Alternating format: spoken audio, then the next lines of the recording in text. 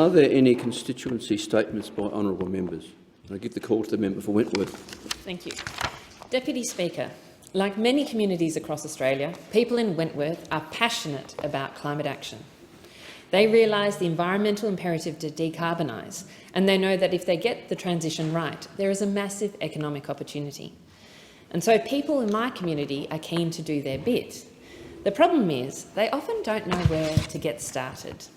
And when they do, they're frustrated that state, federal and local policies don't seem to work very well together. It was this desire to accelerate community action on climate, to listen to people's concerns and to get different levels of government to work together that led us to convene Wentworth's first ever Climate Summit last weekend. Hosted at the magnificently restored Bondi Pavilion, the summit brought together Labor, Liberal and independent state MPs, our 3 local councils, again Labor and Liberal, as well as business and community groups, to help educate, inform and empower the Wentworth community to take action on climate. With more than 500 attendees and 40 stall holders, the summit enabled people to explore the technologies, products and lifestyle changes, all of which are available today, that can save them money on their energy bills and get Wentworth to net zero. We heard from energy experts who are using the power of Australian wind and sunshine to electrify entire suburbs of our country. We heard from young people who are driving climate action in their classrooms and in their communities. We heard from local businesses who are at the forefront of clean tech revolution, from rollable solar to zero emissions water. And we heard from community groups who are bringing people together across traditional party lines to support a raft of local initiatives. And we heard from Wentworth residents, like Nick from Bondi, who shared his experiences of how households can save money and reduce emissions through energy efficiency and electrification, but also the practical challenges of trying to truly electrify and decarbonise your house. Tackling climate change is a complex problem and can only be done through cross-stakeholder, multi-partisan and absolutely crucially, community collaboration. I'm honoured to have had the opportunity to get those conversations going in Wentworth, and I want to thank all those who made it possible. In particular, to the mayors and state MPs, Paula, Susan, Dylan, Gabrielle, Marjorie and Alex, who came together so constructively to support this event. To Susan, Anthony and Alexandra from Waverley Council, to Michelle from Wallara Council and Peter from Randwick Council, to John, Nicolette and Wayne from the Smart Energy Council, and finally to my amazing team who've helped make this event a success, and the amazing volunteers, in particular Eliana, Brooke, Maria, Nick, Martin, Tina and Kath. Thank you very much. Congratulations. I give the call to the member for Macnamara. Thank you. Today's World AIDS Day, and today we pause and reflect on the impact of the global HIV/AIDS epidemic on our country and the world. Since its first appearance in 1979, HIV/AIDS has killed around 40 million people worldwide, including about 8,000 in Australia. There are still over 20,000 people in Australia living with HIV. My electorate of Macnamara was one of the hardest hit areas during the height of the epidemic in the 80s and the 90s. Many of my constituents are still living with the legacy of HIV/AIDS, a legacy of chronic illness, loss and bereavement. This is because my electorate covers much of the residential, social and business centre of the Melbourne's LGBTIQ community. And it was gay and bisexual men who were hit hardest by the HIV/AIDS during its initial onslaught. Other groups present in my electorate affected were injecting drug users and sex workers. But the story of HIV/AIDS in Australia is not just one of grief and loss. It's also the story of how Australia fought back against this disease. The LGBTIQ community mounted a highly successful education and prevention campaign which literally saved thousands of lives. They worked with governments and medical professionals to reduce transmissions and care for those living with the disease. We saw the LGBTIQ community mobilise again this year as they worked to educate and protect each other against the emergence of Mpox. This is a community who cares deeply about each other, and continuing to work with community-led organisations is the best way for government to combat new health challenges. I feel privileged to represent many of the people who led the fight against HIV and AIDS in Melbourne.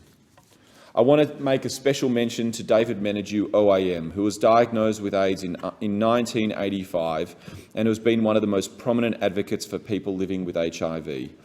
I recently had the pleasure of attending David's 70th birthday celebrations at the Pride Centre in Victoria. It was a great night full of people who, frankly, were worried about the future of the next 10 years, let alone what the rest of their lives were going to be looking like. And many of these people were there who had known David for decades, celebrating his 70th birthday, something that we were nervous he wasn't going to make, but he was there and he was proud and he was having a wonderful time. I would also like to mention Dr. Adam Carr. Adam is a member of my team, and during the early years of the HIV/AIDS epidemic, he was a brave and outspoken journalist and activist. He was also a founding member of the Victorian AIDS Action Committee, now known as Thorn Harbour Health. Thank you, David and Adam, for your immeasurable contribution to Australia's response to the HIV/AIDS crisis. Today we reflect on the success of this response, as well as remember the many young lives that were cut too short by this disease. The story of HIV is one of devastation, but is also one of immeasurable hope and of people working together to save each other's lives, often in front of government and often in front of the medical fraternity. It is a great story, and I'm proud of those who led that fight. Can I give the call to the member for Bonner? Thank you, Deputy Speaker. Earlier this year, devastating floods hit many Queensland communities hard, including in my electorate of Bonner. During the floods, my team and I were out in the community delivering sandbags, removing equipment from local sporting clubs and checking in on local residents during this very uncertain time. It was heartbreaking to see the impact of the floods on family homes, businesses and community infrastructure. Two sporting clubs that were hit hard by the floods in my electorate were the Wynnum Wolves Football Club and the Wynnum Manly District Cricket Club, located at Carmichael Park. Deputy Speaker, the clean-up effort to support these great local clubs was an amazing show of community spirit. I spent many hours with my team, volunteers and club members helping rip up damaged carpet, removing waterlogged plaster from the clubhouse and cleaning off sporting equipment. As part of my local flood recovery plan and working alongside Wynnum Wolves President Rabi Crane, I was able to secure $4 million in federal government funding to help rebuild, expand and future-proof Carmichael Park. I'm glad to see the new government has honoured this investment. This funding will go directly into the execution of the Carmichael Park Master Plan, creating a more resilient and more sustainable venue for all the community to enjoy. Not only will there be a state-of-the-art cricket and soccer facilities, but also a family clubhouse, art precinct and an array of dining options. An Indigenous canoeing adventure trail along Bulimba Creek, which backs onto Carmichael Park, is also in the works. Overseen by Bayside legend and Quandamooka man Cameron Costello, this will help bring economic and social and cultural benefits to our community. Deputy Speaker, at 101 years old, the Wynnum Wolves Football Club currently has 960 members, with predictions to grow to 1,200 next year. It is exciting to see that 30% of the participation comes from female players, with female participation expecting to make up 40% of the players by 2025. The Wynnum Manly Cricket Club is an integral part of our sporting community, and I'm proud to say it is one of the premier cricket clubs in Brisbane, with 350 juniors and 250 senior players at the club. Deputy Speaker, this expansion and rebuild will allow the clubs a chance to host high-quality state and national championships. It will also deliver the opportunity to connect our local community to international counterparts with the upcoming 2032 Olympics. Once complete, I'm proud to say Carmichael Park will be one of the best sporting multi-user facilities in southeast Queensland. To the team behind this project, Rabi, Cameron, his wife Vicky, Graham Maypree and Jeff Tiggs, I want to say a massive thank you for helping to create a future sporting and economic cultural opportunities for our community. I give the call to the member for Richmond.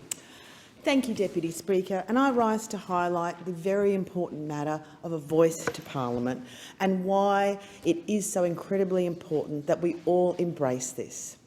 I'm very proud to be a part of the Albanese Labor government, which is committed to implementing the Uluru Statement in full, as written, voice, treaty, truth.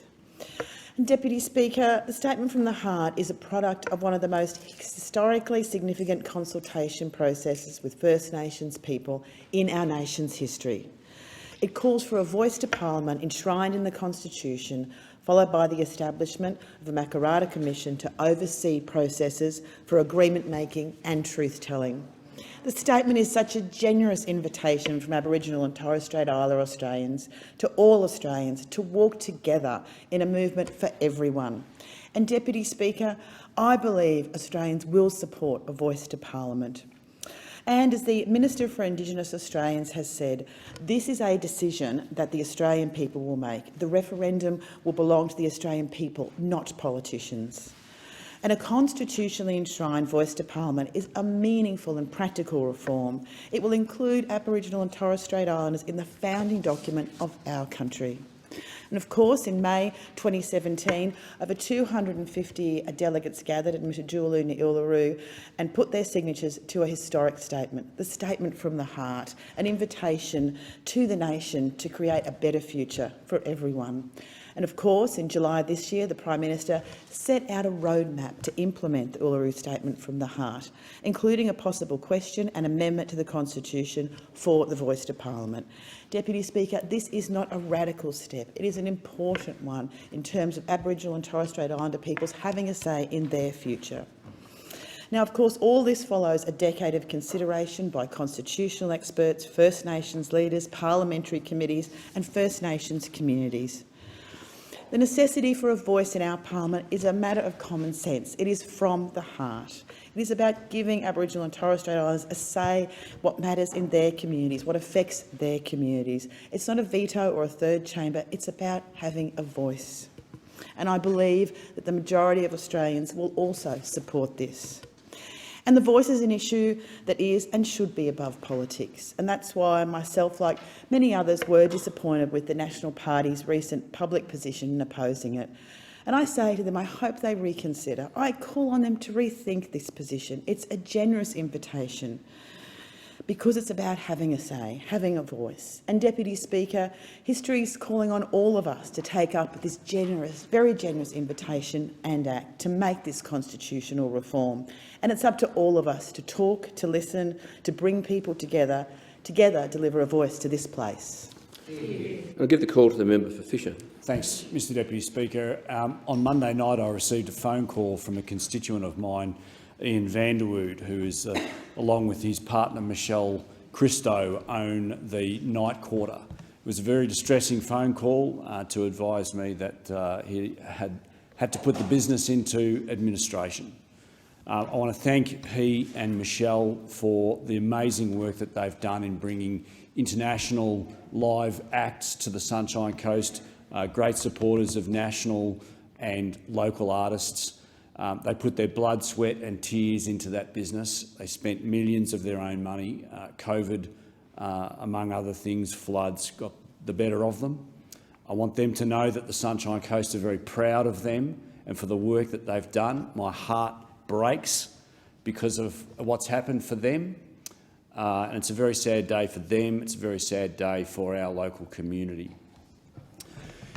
Mr Deputy Speaker, I also want to wish all my constituents in Fisher and all Australians a very Merry Christmas and a Happy New Year. It's been a challenging year for many of us, but as they say, for that which does not kill us makes us stronger, and let's hope that that old adage is very true. I want to pay tribute to my family who have given me great support in doing this job.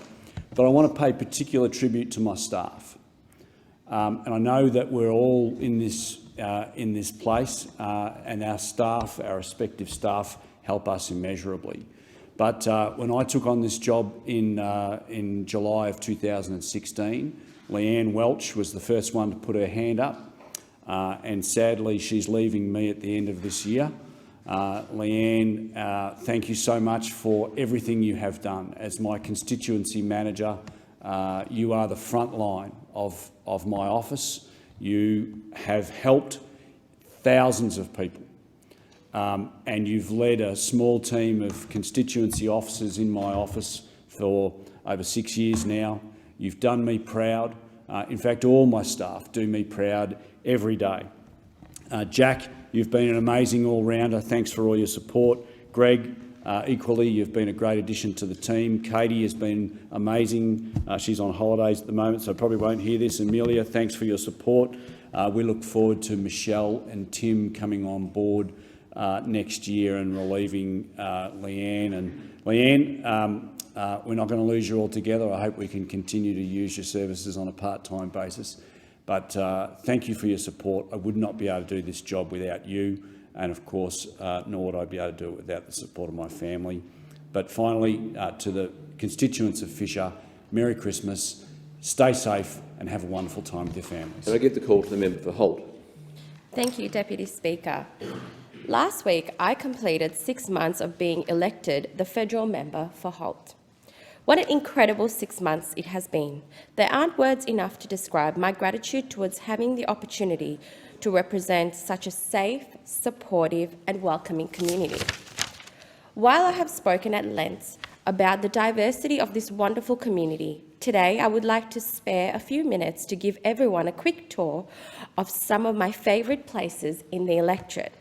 I also emphasise that Holt is one electorate but many worlds. As we travel down the South Gippsland Highway, which diagonally runs through the middle of my electorate, from end to end, our first stop is the suburb of Hampton Park. Since its establishment in the post-World War era, the suburb has welcomed people from all sorts to establish a new home for themselves and their families with open arms. One of my favourite places in the suburb is KM Reedy Reserve. The reserve is home of the Hampton Park United Soccer Club and is named after Ken Reedy, a local legend who was instrumental in establishing Hampton Park CFA Station, Uniting Church and Scouts Hall. Our next stop is the Cranbourne Golf Club in Cranbourne North, an institution which symbolises the community coming together and uniting in the support of hope over hate. It was opened on 9 April 1954 by a group of friends from Melbourne's Jewish community who wanted to enjoy a game of golf free from discrimination faced at several Victorian venues at the time. Despite its humble beginnings, the club quickly grew to be among Melbourne's premier golfing facilities and has often been described as a hidden jewel. Next, we zoom down the highway as it turns into High Street, Cranbourne. It resumes being a highway near our next stop, the Royal Botanic Gardens in Cranbourne, one of two in Victoria. Within this 363 hectares is the Australian Garden, an award-winning contemporary botanic garden which celebrates the beauty and diversity of Australian flora by displaying over 100,000 plants from 1,900 plant varieties. Our last stop is the Moonlight Sanctuary in Pearsdale, a place where you can experience lantern-lit tours that showcase the rare and unusual animals that roam in the Australian bush.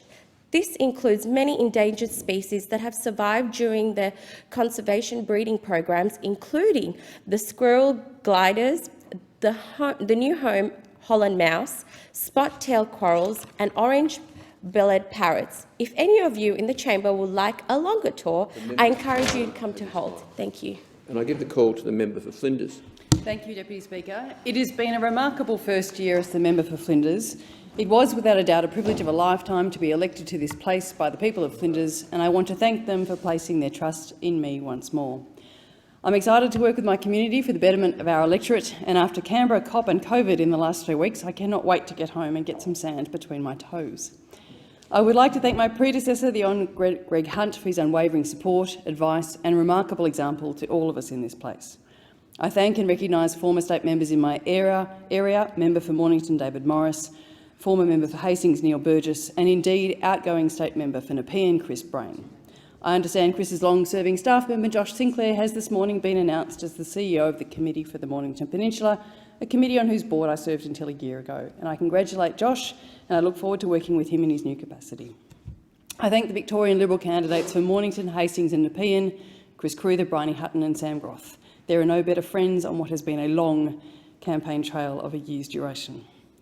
I thank former Mayor and Deputy of the Mornington Peninsula Shire Council, Anthony Marsh and Lisa Dixon, and congratulate heartily the incoming Mayor and Deputy, Steve Holland and Deborah Marr. My thanks to CEO John Baker. He has a big job, and no more so than in a double whammy federal and state election year. To our outstanding volunteers in our sports clubs, land care groups, community houses and the many other community organisations, thank you for your tireless work which beats the drum to the heartbeat of our community. And my special thanks to Jeremy Maxwell and Ben Smith for the guidance they have provided to me this year.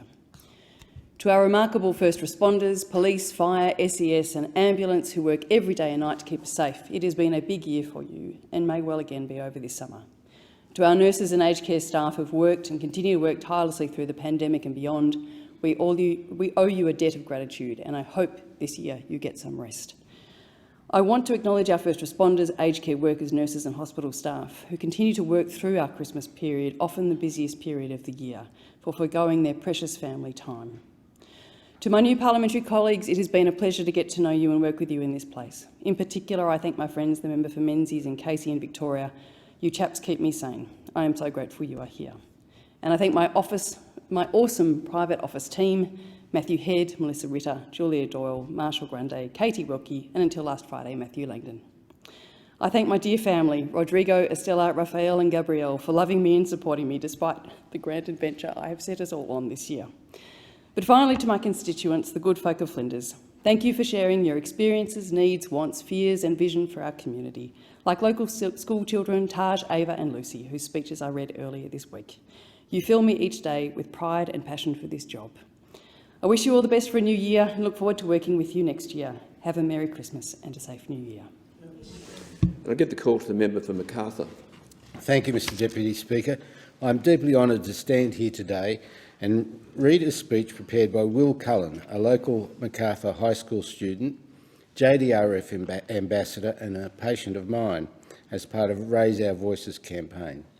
Will states, "Hi, my name is Will and I'm a 17-year-old local high school student and just about to complete my high school certificate and enter the adult working world.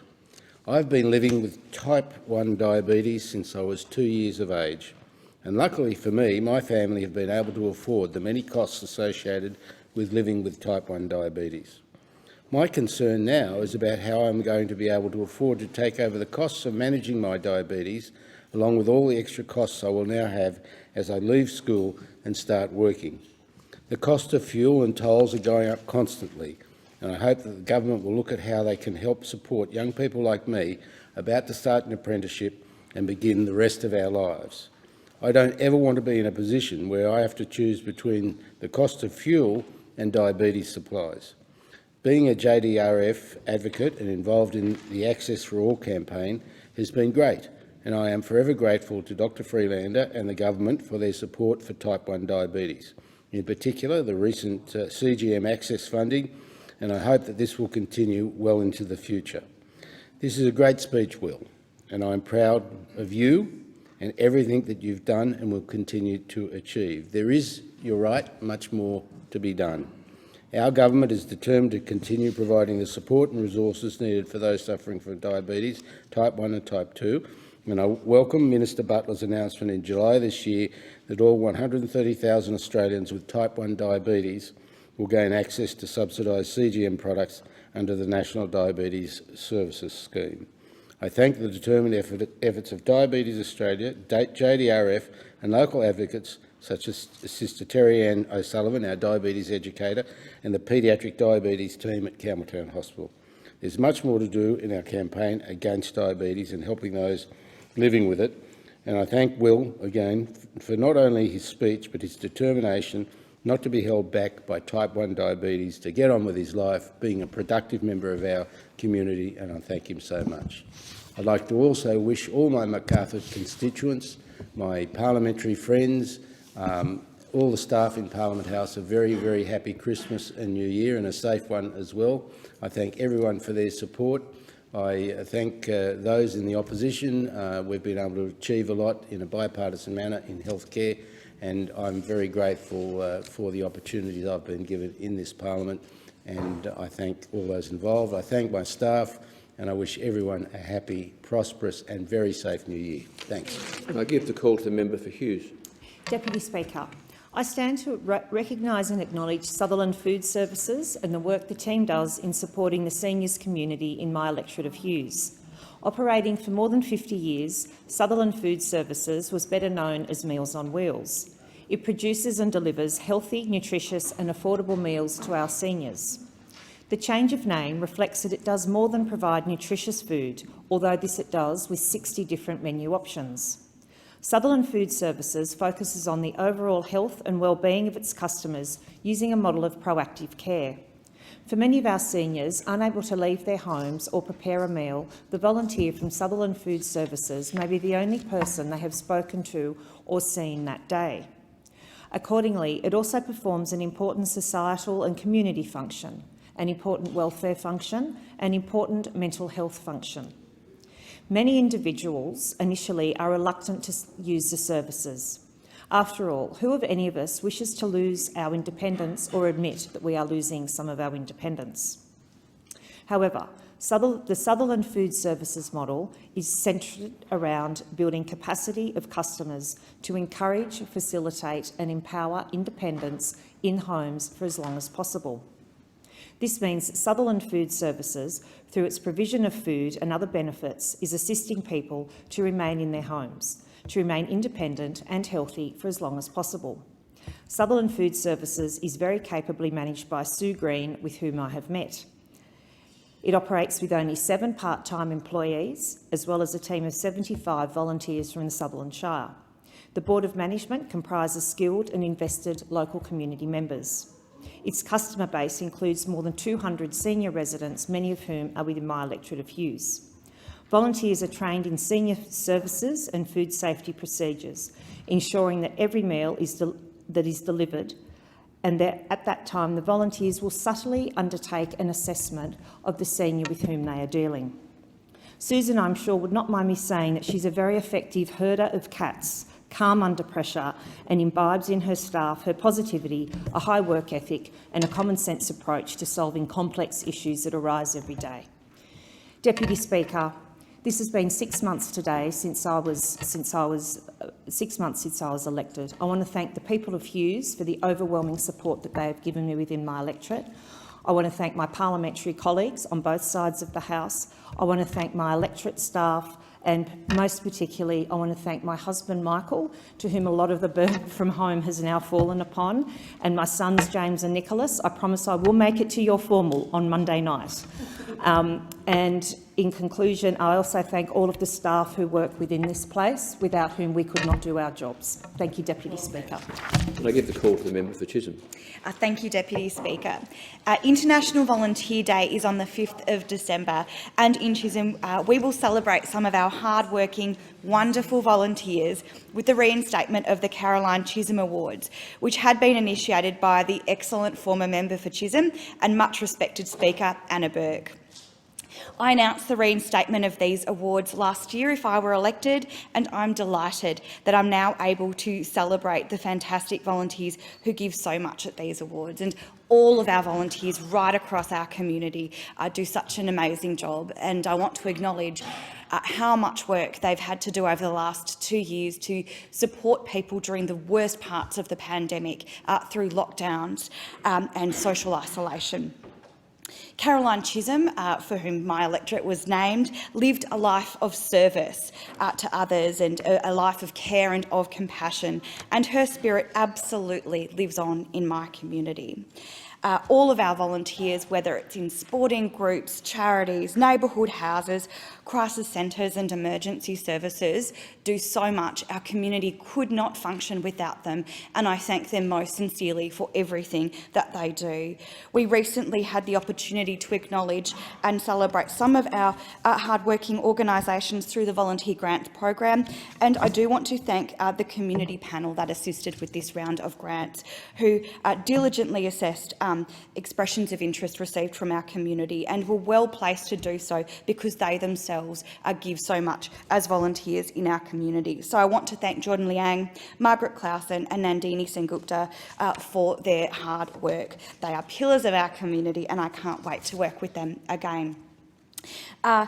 I also want to acknowledge my community as I come into my first Christmas experiencing the great honour of being the member for Chisholm. We have had a really difficult few years.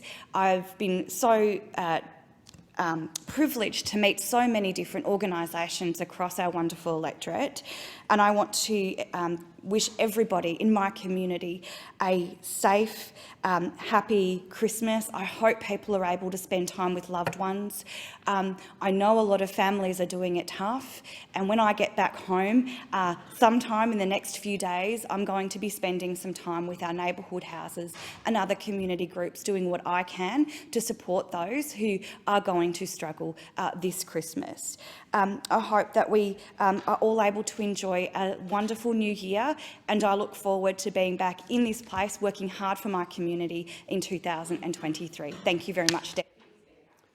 And I thank the member for Chisholm for her contribution. In accordance with Standing Order 193, the time for members' constituency statements has concluded. I call the clerk. Government business. Order of the day number 1. Government response to the Royal Commission into Defence and Veteran Suicide Interim Report. Ministerial statement. The question is that the document be noted, and I call the member for Macon. Thank you, Mr Deputy Speaker. Mr Deputy Speaker, I begin by commending the Minister on his statement in September and his timely response to the interim Royal Commission report into defence and veteran suicides. Madam Deputy Speaker, the Royal Commission that the last coalition dithered and delayed in establishing is now well underway, and I have to say it was long overdue, and it is somewhat disappointing that the Morrison government did in fact procrastinate in establishing it.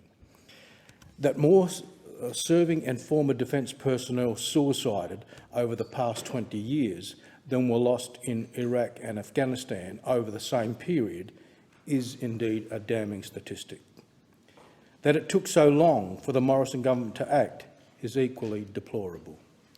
However, it has not just been the governments that have failed our defence personnel over the years, but it has also been the defence chiefs and the heads of the relevant government departments who have also failed our serving and former defence men and women. Whilst I welcome all of the measures referred to in the Minister's statement, I believe that what is also required is a change of culture throughout the sectors entrusted with caring for current and past defence members. Without a change of attitude from those entrusted with our Defence Force members' care, the measures announced by the Minister will not be as effective as they otherwise would be. Some defence veterans have said to me that a culture change will only come if those at the top are replaced.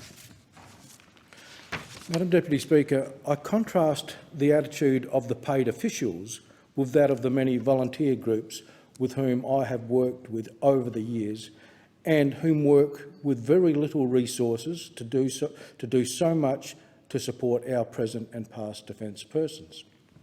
And I refer to the Tea Tree Gully, Salisbury and Northfield RSLs in the Macon electorate, and I'm sure that they represent similar organisations right throughout the country.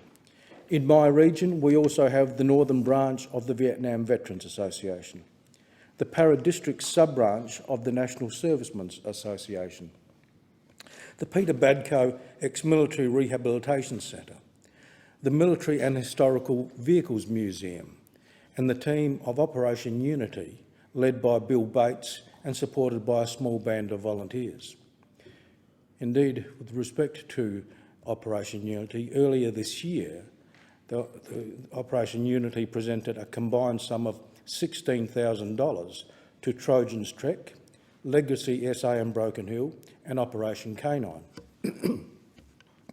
All three of those recipients provide support services to defence veterans and their families, and they do so, again, relying on their own band of volunteers with very, very little financial support. I've worked with many of those organisations, and in fact, with just about all of them. I was there at the time that they were established. And they came together because they saw a need that was not being met by the very department from where our defence veterans had previously served. And they saw the need because they were all themselves former veterans. And so because no one else was providing the support to the members and their families, all of those groups, and again I expect that there'll be similar groups throughout the country, came into being to try and fill that gap, and in doing so, I know that they have made an incredible difference to the lives of the people they have been able to work with. But of course, their resources are limited and they cannot provide the same level of services to all of the defence veterans around the country. Each year, some 6,000 serving men and women leave the service. And so when you look at the total numbers around Australia, you can appreciate the magnitude of those that need support. I also particularly acknowledge the work of Dr. Glenn Edwards. Dr. Edwards served as a medic in Vietnam. After Vietnam, he studied psychology. He went on to write 2 books about Vietnam War service and the psychological after effects of that war. Those 2 books, titled The War Within and Beyond Dark Clouds, provide a revealing insight into the war effects and struggles of veterans and their families. Using his personal war experience and his studies, Dr. Glenn Edwards has devoted much of his life to working with veterans who are struggling with the psychological and after effects of military service. And again, I applaud Dr. Edwards because I know that through his work, many, many veterans have been able to get on with their life. And I've spoken with him at length on several occasions. I had the privilege of launching one of his books, and I know how devoted he has become as a result of his service in Vietnam to supporting his fellow servicemen and women. And again, Dr. Glenn Edwards doesn't do it because he's funded to do so. He does it because he cares. Madam Deputy Speaker, the impact of war service on veterans and their families has been well known for years. Whether it's suicide, homelessness, alcohol and drug abuse and family breakups, these are all too common amongst the veterans. Indeed, I understand that there were some 50 previous reports dealing with veteran service, and out of those reports there were some 750 recommendations. And the reality is that very few of those reports ever saw the light of day, and very few of those recommendations were ever adopted. It is time to stop turning a blind eye and stop pretending the problems will go away. That is why I welcome the statement from the Minister for Veterans Affairs and Defence Personnel. And I welcome his commitment to increasing defence staff by around 500 and a range of other measures that he has announced that will make a difference to our defence personnel and their families. Measures such as the establishment of veterans hubs around the country. Measures such as increasing housing support for our defence families and increasing the funding that goes towards all of the services that are required by the veterans and, again, their families who equally suffer. And the support that will be provided by the additional staff to the actual administration of defence services around the country. From my experience and from my discussion with veterans that I speak with, and I'll be attending a veterans event when I get back to Adelaide as one of the first public events that I'll be going to, there is a widespread common sentiment amongst veterans, and that is that once their service ends, they are provided with inadequate support services. They feel abandoned. There is no transition advice or support provided to them. For those veterans who directly served in military conflict, who witnessed the horrors of wars, who saw their mates wounded or killed, who saw civilians slaughtered, those experiences will be traumatic and life-changing. It will affect the character of them all. And so, for all of those reasons, their service is unique. And because it is unique, they need the services that they have been calling for so long. Our veterans deserve better. They deserve more than words and thank yous. The Minister's statement, funding, staffing and housing commitments that have been made are very welcome, and I commend the Minister's statement to the House. The question is that the document be noted, and I call the member for North Sydney. Thank you, Deputy Chair. I think with every piece of work that we do in this House, we frequently are given an opportunity to speak about something that relates to us very personally. And so for me today, I'm very honoured to be able to stand as North Sydney's representative to offer some thoughts on the government's response to the Royal Commission into Defence and Veterans' Suicide, the interim report. For me, as I read through this report, there are a lot of numbers that were simply breathtaking. We know that there are nearly 600,000 veterans, for example, currently living across Australia. We also know that, very sadly and completely unacceptably, there are currently 42,000 of those veterans waiting for their compensation claims to be processed. We also know that more serving personnel and veterans have died from suicide than the total number of Australians that were killed during operations in Afghanistan and Iraq, with that number actually running at a staggering figure of over 1,200 deaths between 2001 and 2019. We know that research carried out in 2019 found that the age-adjusted rate for suicide for ex-serving women was more than double that of the general Australian female population as a whole, while ex-servicemen had the highest overall rate of deaths per 100,000 people, with 27 ex-servicemen choosing to take their own lives. Commissioners have noted particular concerns over the transition from military to civilian life, with approximately 6,000 people leaving military services every year. And they've argued that we must do more to raise cultural awareness about the issues that our veterans face, their health. The GPs need to be educated, the culture that surrounds them, and in fact, the Department of Veteran Affairs and how it operates. But for me, as I read this report, what I see are three people who are very close to me and who fundamentally informed the way I grew up. The first was my grandfather, Delmer Gosper, who served in the Second World War. He enlisted as one man and came home as a very different one.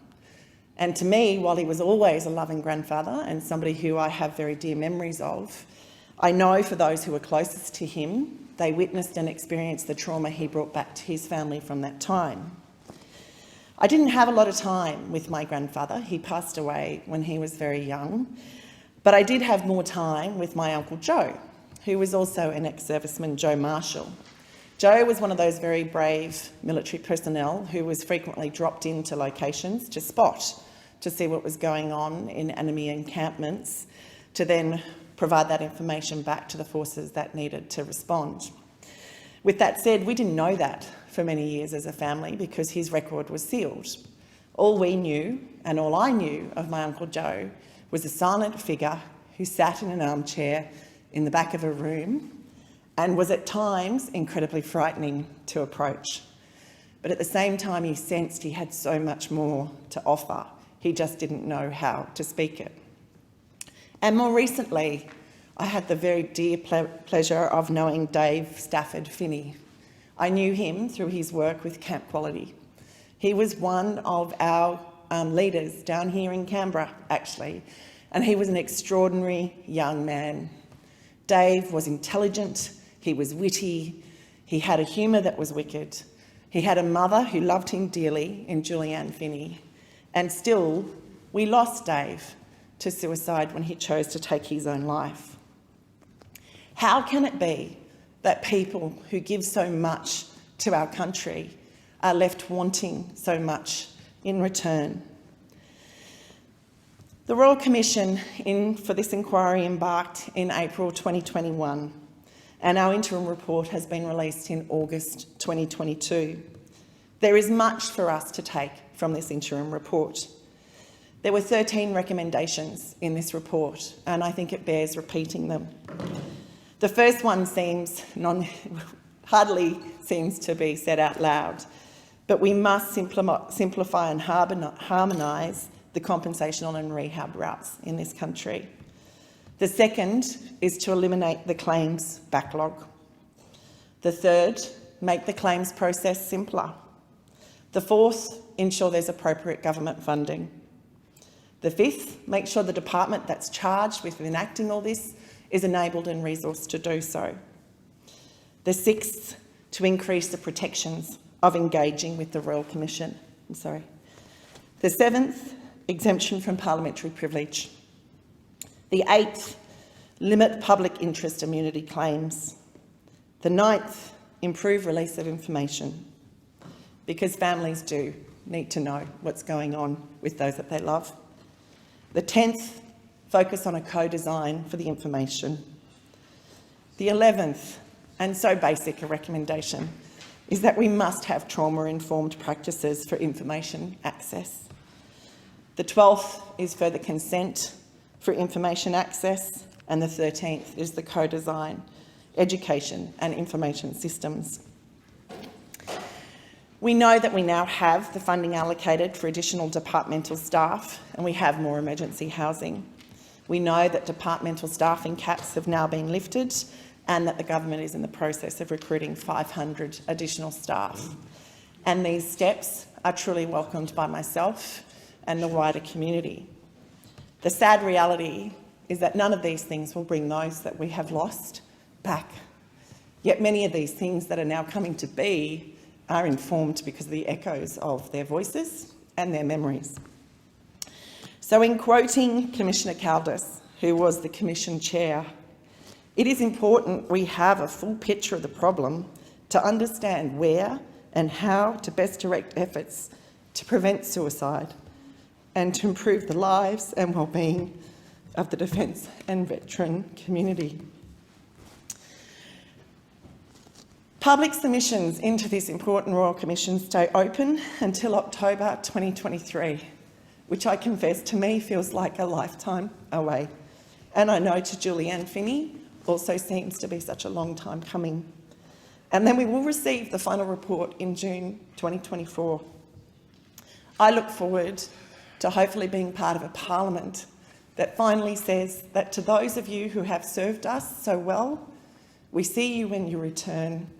We not only appreciate everything that you did while you were away, but we are here to re-embrace and protect you and your families as you return to us. To everyone who is currently serving, I thank you from every Australian, from the bottom of my heart. And to all the families that live with those that serve, I say to you, you truly do have a hero in your midst, and we should be infinitely proud of everything these people continue to do for our nation. Thank you. I thank the member for her heartfelt contribution. The question is that the document be noted, and I call the member for Blair. Thank you, Deputy Speaker. First, I want to thank the men and women who are serving on the RAF base at Amberley in my electorate, and the veteran community across Ipswich and the Somerset region for the work they do in supporting veterans and the work they do in engaging with me to achieve better outcomes for the people who are veterans living in our community.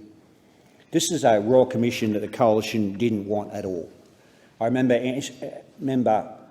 announcing Labor's position with then Opposition Leader Anthony Albanese and Julianne Finney when we called back in 2019 for a Royal Commission into veteran suicide. I was the Shadow Minister for Veterans Affairs and Defence Personnel. The government's response, of course, in all of this was an inadequate position, a National Commissioner for Defence and Veteran Suicide Prevention, which they announced in early 2020. It didn't have support from the veterans community. Labor opposed it, the crossbenchers opposed it, and they eventually, what happened was that they were forced by a backbench revolt from their own team when faced with a motion in the House of Representatives having passed through the Senate for a Royal Commission to be announced, and the government had to be forced into doing so. That Royal Commission found some appalling things were happening in the department, and Minister Gee, after the election, announced there was $430 million in cuts, in budget cuts that were not announced by the Coalition when they were last in government. He said that in his evidence to Royal Commission. His words were 1 step forward, 2 steps back. He said that their policy in terms of the processing had a direct link to mental health of veterans and suicidal ideation issues.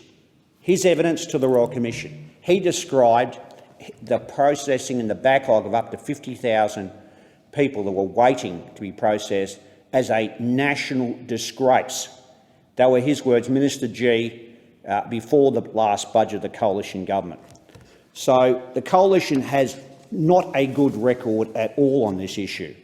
When the coalition was forced to announce a Royal Commission, Labor welcomed the appointment of former New South Wales Deputy Police Commissioner Nick Caldos as lead commissioner, former Queensland Supreme Court Judge Honourable James Douglas QC, and mental health expert Peggy Brown as the other two commissioners. I want to thank them for their service and the work they've undertaken.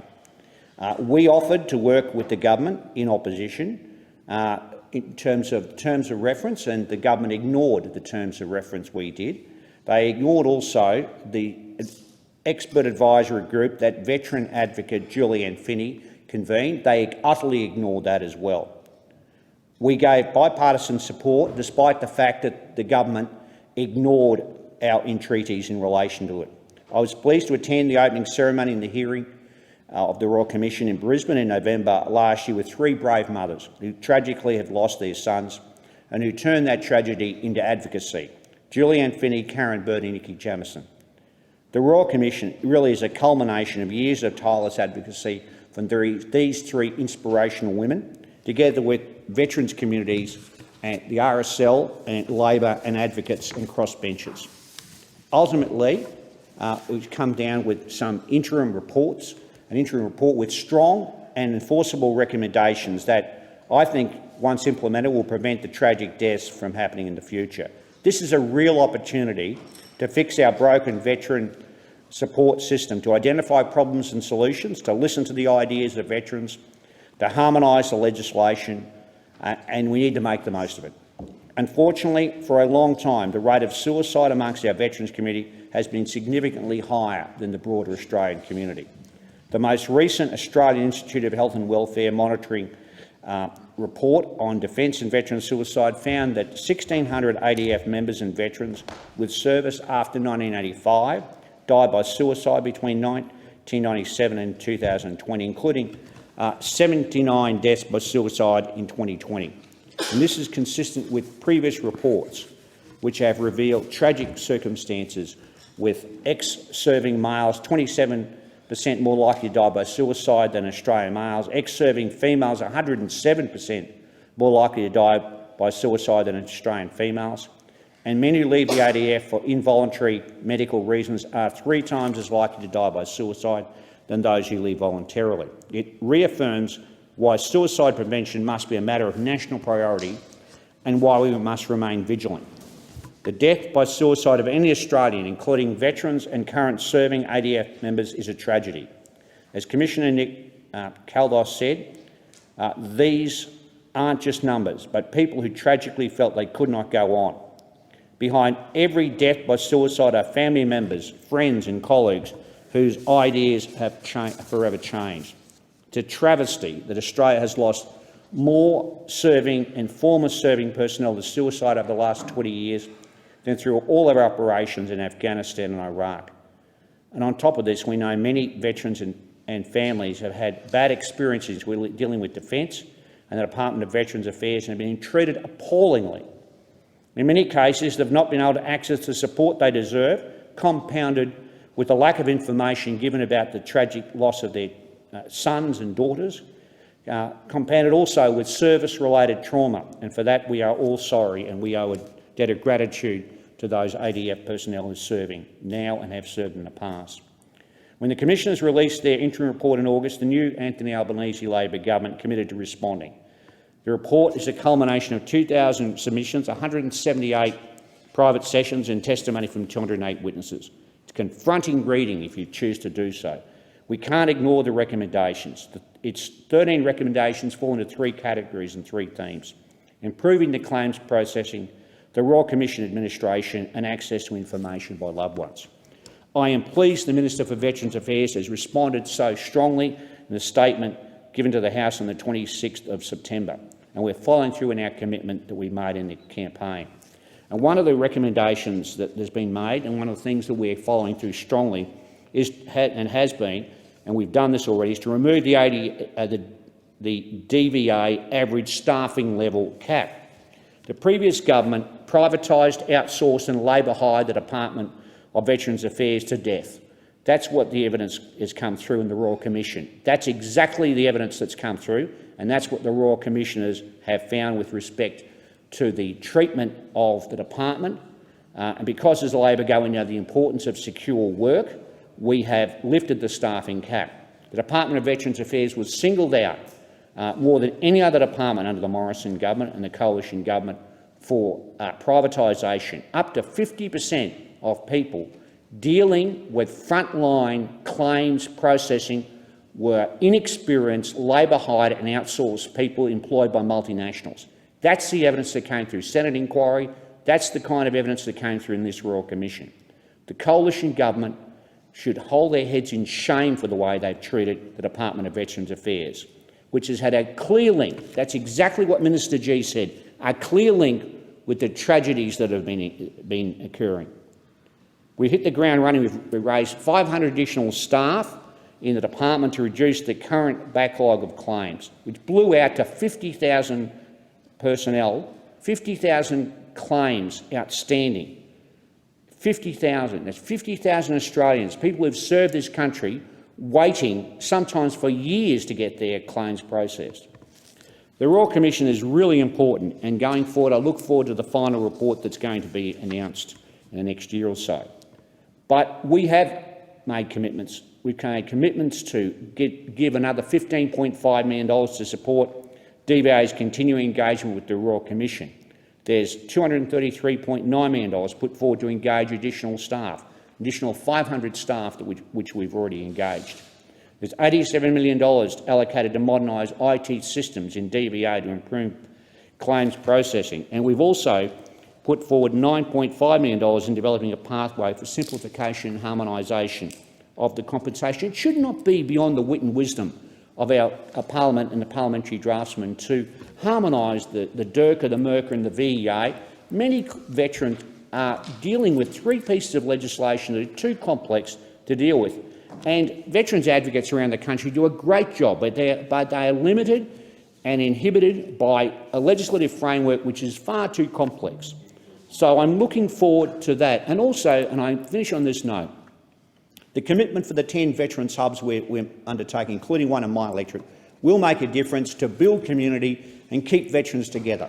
We must do everything we can as a parliament and across the chamber to make sure that we get veterans in housing and employment, back in community life when they transition into civilian life, and do everything we can to support those serving in uniform when they are no longer in uniform but in our community generally.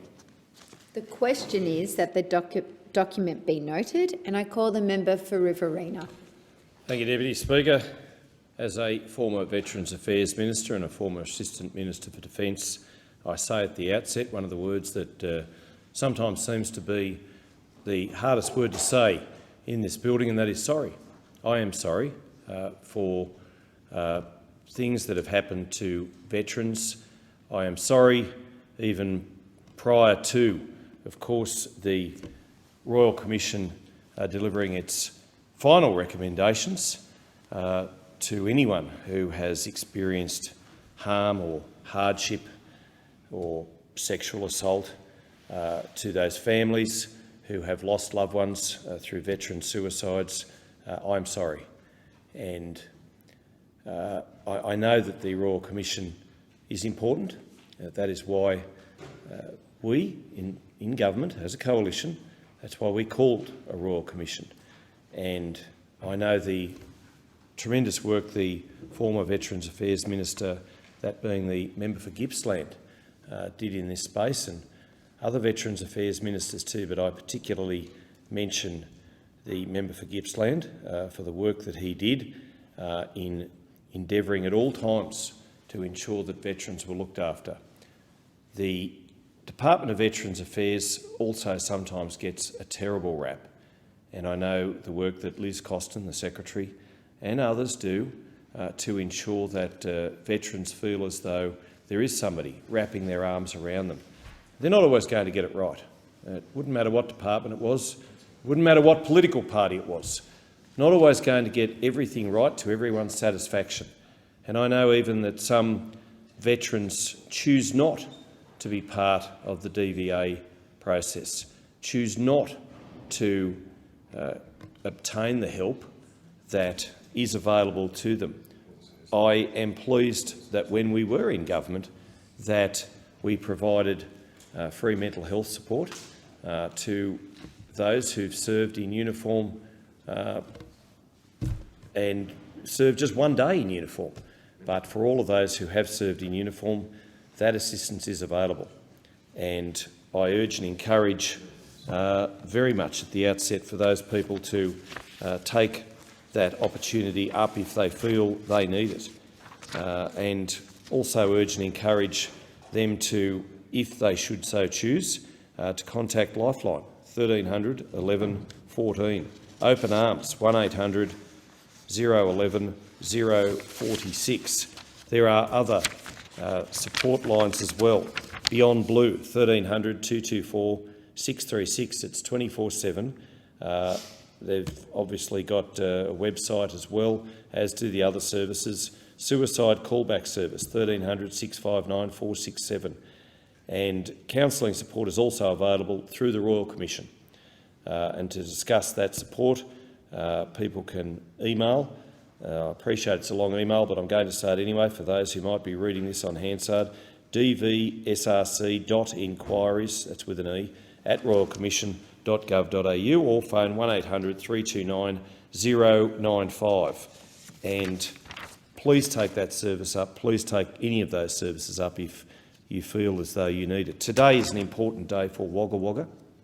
It is the final day for hearings, which began on November 28.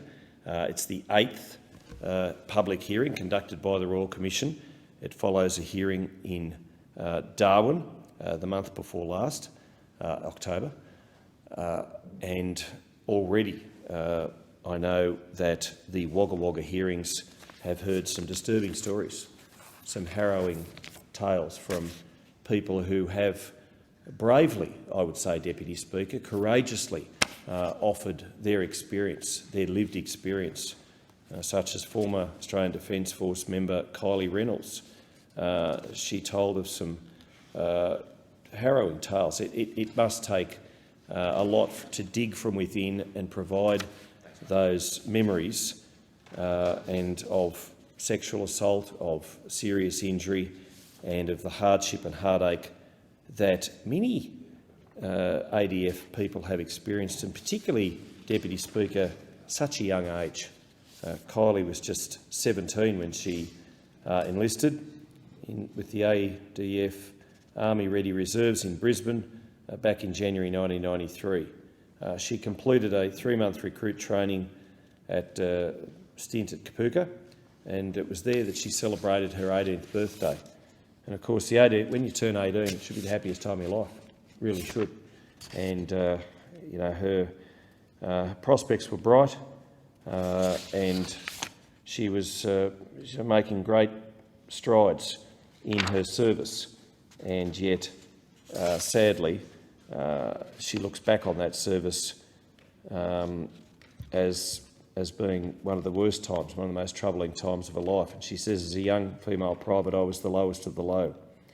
She rose through the ranks to corporal, then sergeant, and eventually warrant officer too, and should have been looking forward to a great career, but sadly that is not the case, and hers is just one of many stories that have been told that we will hear further from, similar experiences.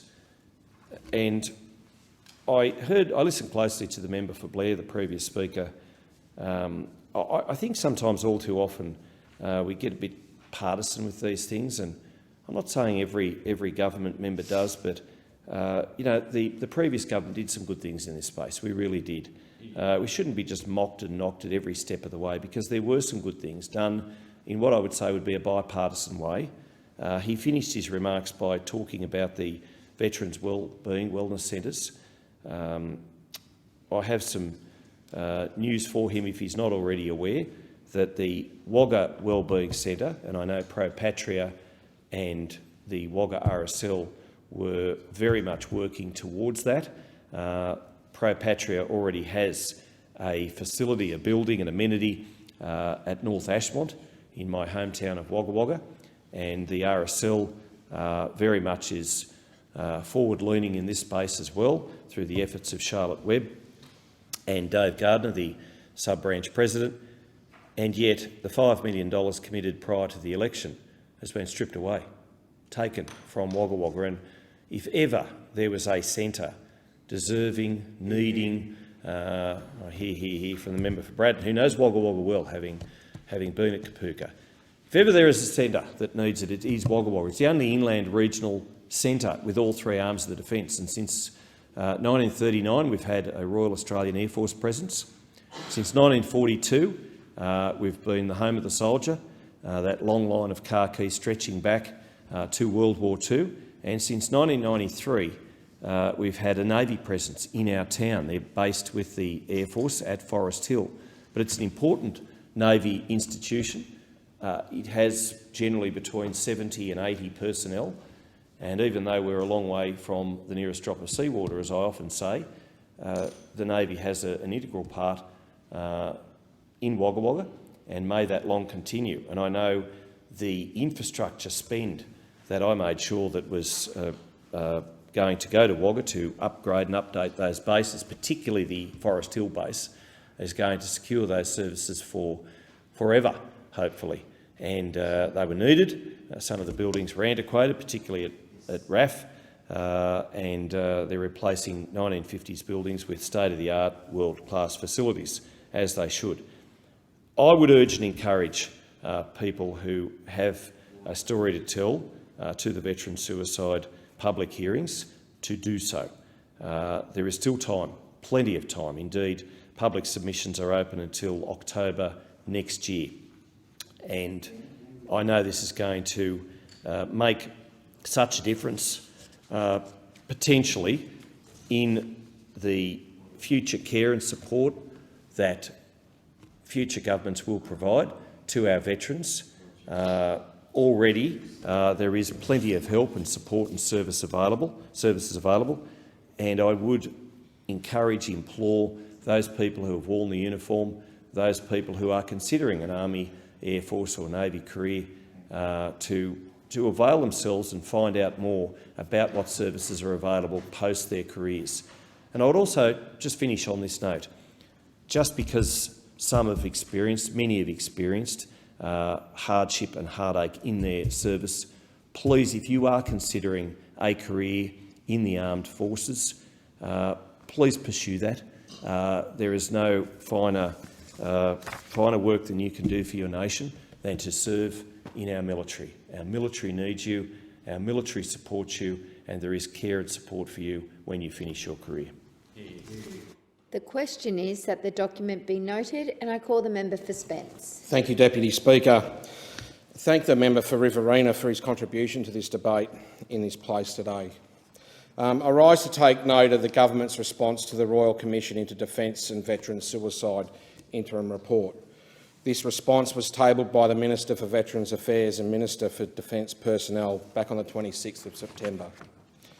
I've been eagerly awaiting the inclusion of this item of business as it provides me with the opportunity to speak in further detail about the interim report, the government's response, particularly towards some of the recommendations made through the interim report. Deputy Speaker, on that note, I thank the Minister for Veterans Affairs and Minister for Defence Personnel for presenting the government's response to the interim report to the House. It provides a hopeful pathway forward to addressing what can only be described as a national tragedy. I hope to provide the House with some additional context concerning the importance of the interim report and the government's response in relation to my electorate of Spence, and provide further updates concerning our pathway toward building a Veterans Wellness Hub in Spence. But first, Deputy Speaker, I am very pleased as to the nature of the debate thus far, not to mention the bipartisan nature on legislation or motions that have been before the House in the 47th Parliament that concern Australia's defence personnel or veterans. It is because of this fact that I do not wish to have my remarks appear to be indecorous when I note, for the purpose of providing historical context to the establishment of this Royal Commission. The fact that the former Prime Minister, the member for Cook, credits himself with being responsible for its creation, crediting himself as if he wasn't dragged across figurative hot coals to perform a job that only a Prime Minister can do, establish a Royal Commission. Deputy Speaker, amongst the groups dragging the member for Cook when Prime Minister toward the right result were numerous veteran and service groups, members and senators on all sides of politics, some are still here, some are not. And most sincerely to the cause, family members of former defence personnel who have, sadly, taken their own lives as they tried to adjust to civilian life.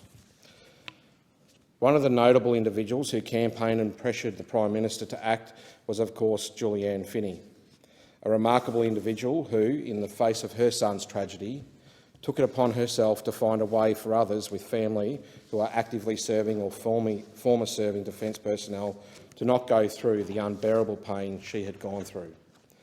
I note that the Minister for Defence Personnel and Minister for Veterans and the member for New England noted her courage, tenacity and lobbying efforts to force the former Prime Minister's hand in creating this Royal Commission.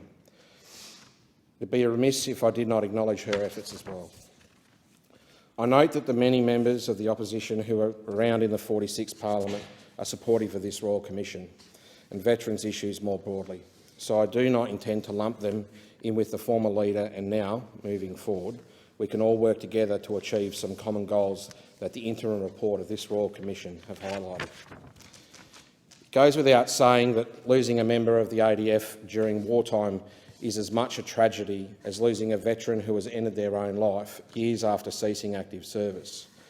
Many experience variations of post-traumatic stress disorder from what they have seen during their active duty, and others experience compounding difficulties with going back to civilian life.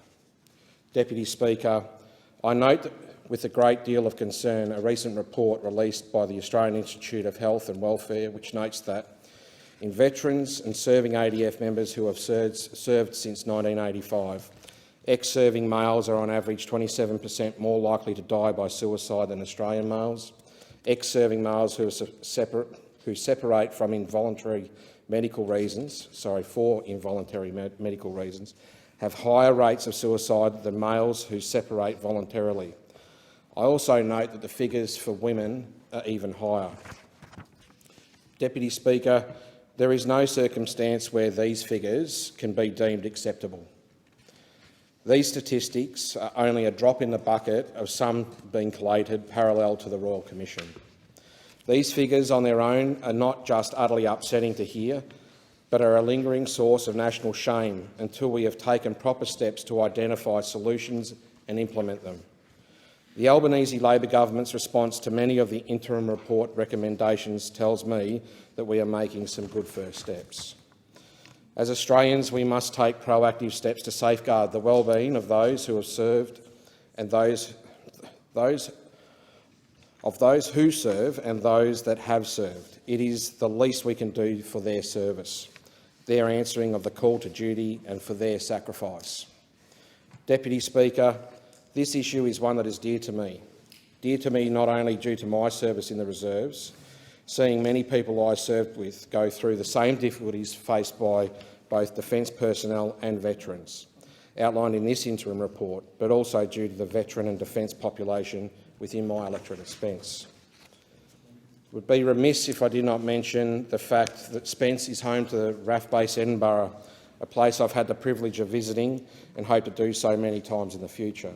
I'd also note that there are, according to the latest available figures, 3,820 Department of Veterans Affairs clients that call my electorate of Spence home. This is the highest number of DVA clients for any South Australian electorate division. This number is closer to 16,000 veterans and their families when you look to factor in those who are resident in suburbs that are directly adjacent to my electorate of Spence, which borders the divisions of Barker, Grey, Macon and Mayo. Especially now, in the advent of the interim report and the government's response to it, we can see the tangible benefits of a comprehensive Veterans Wellness Centre located within the northern suburbs of Adelaide. And it is yet another reason why I'm proud to be part of an Albanese government that is committed to building a Veterans Wellbeing Centre within my electorate of Spence. I thank the Minister for Veterans Affairs and Defence personnel for working closely with me on this undertaking, along with the efforts and assistance of the member for Blair prior to my election to this place. I thank you both for seeing the same need as I did for this project and for helping me to make the Veterans Wellness Hub a reality. Beyond Spence and the Wellness Hub, Deputy Speaker, there are several recommendations made by the interim report worth discussing, because they would, over time, greatly reduce anxiety, frustration and isolation that many veterans experience once they have left the ADF. And sadly, this is to do with reforms that improve the Department of Veterans Affairs and, to an extent, the Department of Defence itself. DVA is, after all, a department who is tasked with providing a different level of support to veterans beyond the equivalent that would be offered by government to someone who wasn't a veteran. But if you asked a handful of veterans amongst your electorates when you return home after the sitting week, you will hear a very different story. If they themselves are not in what they would often describe as something like trench warfare with DVA, they'll know a mate in the community that certainly has had a run-in or two with the agency. Many veterans and their families are left feeling distressed, isolated, powerless and frustrated after many of their dealings with the DVA over the years. I do emphasise the word years, especially in relation to the backlog of claims made through various forms of military compensation legislation that is currently churning through our system. This is unacceptable and did not require a Royal Commission in order to tell us that something needed to change. Deputy Speaker, I commend the bravery of those that have shared their experiences, whether they are serving currently, have served, or the families of our veterans for sharing their experiences with the Royal Commission. It must not have been easy, but a spotlight needed to be shone on this crisis. It saddens me to say that for too many veterans, the defence personnel, this interim report, and indeed the Royal Commission itself, arrived far too late, marking a tragedy that their families will continue to endure. A wound to Australia's soul that won't heal until these issues are adequately addressed. We as a nation can do better, and I have no doubt that we have a government in charge now that knows that the job to fix this system for the better begins long before the eventual release of the Royal Commission's final report. In fact, it began long before the release of this interim report too. With some closing remarks, I would like to acknowledge the service of members in this place. So there's 21 of us that have previously served. Senator Davey, the member for Leichhardt, Senator Fawcett, the member for Solomon, the member for Canning, member for Mitchell, member for New England, the member for Kennedy, Senator Lambie, the member for Hasluck, Senator McLaughlin, Senator Molan, member for Braddon, Senator Reynolds, member for Fadden, member for Maribyrnong, member for Herbert, Senator Whish-Wilson, member for Denison, and the member for Menzies, also my co-chair of the Parliamentary Friends of Veterans. Thank you for your service. The question is that the document be noted, and I call the member for Braddon. Thanks, Deputy Speaker. And I recognise and I appreciate the comments made by the previous Speaker, the member for Spence, and the list of names that he read that represent their respective electorates, their respective states and the veteran community, I think is an impressive list.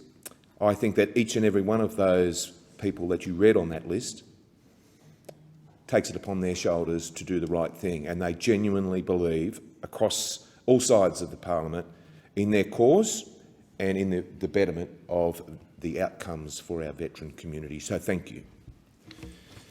Deputy Speaker, in relation to the interim finding in the Royal Commission to Defence and Veteran Suicide, I reflect on not only the contents but also the recommendations. I reflect on a number of things as I go through that document. First of all, I reflect, as I said, on the findings and the outcomes, the tangible things that are put in front of government that they can implement in order to rectify the issues highlighted by the Royal Commission. But in doing so, I also reflect on the lived experience and the relived trauma that each and every person that gave evidence to that Royal Commission, including the Royal Commission itself, it would have taken them back to hell and back. And I want to formally acknowledge that in this place and extend the support measures that are so absolutely necessary in these times of such reflection. I want to encourage those that have had to relive those experiences that if they do, if they think or if they know of anybody that has been involved in such evidence and is having difficulty, then to reach out to the respective contact numbers that have been provided by that Royal Commission. Deputy Speaker, as well as reflecting on the Royal Commission, I reflect on my own service. My service went over 2 decades, 20 years, in which, the previous member, a couple back, the member for Riverina, spoke about Wagga Wagga as our recruit training establishment. I spent 8.5 years of my life there as a corporal, as a sergeant and as a warrant officer.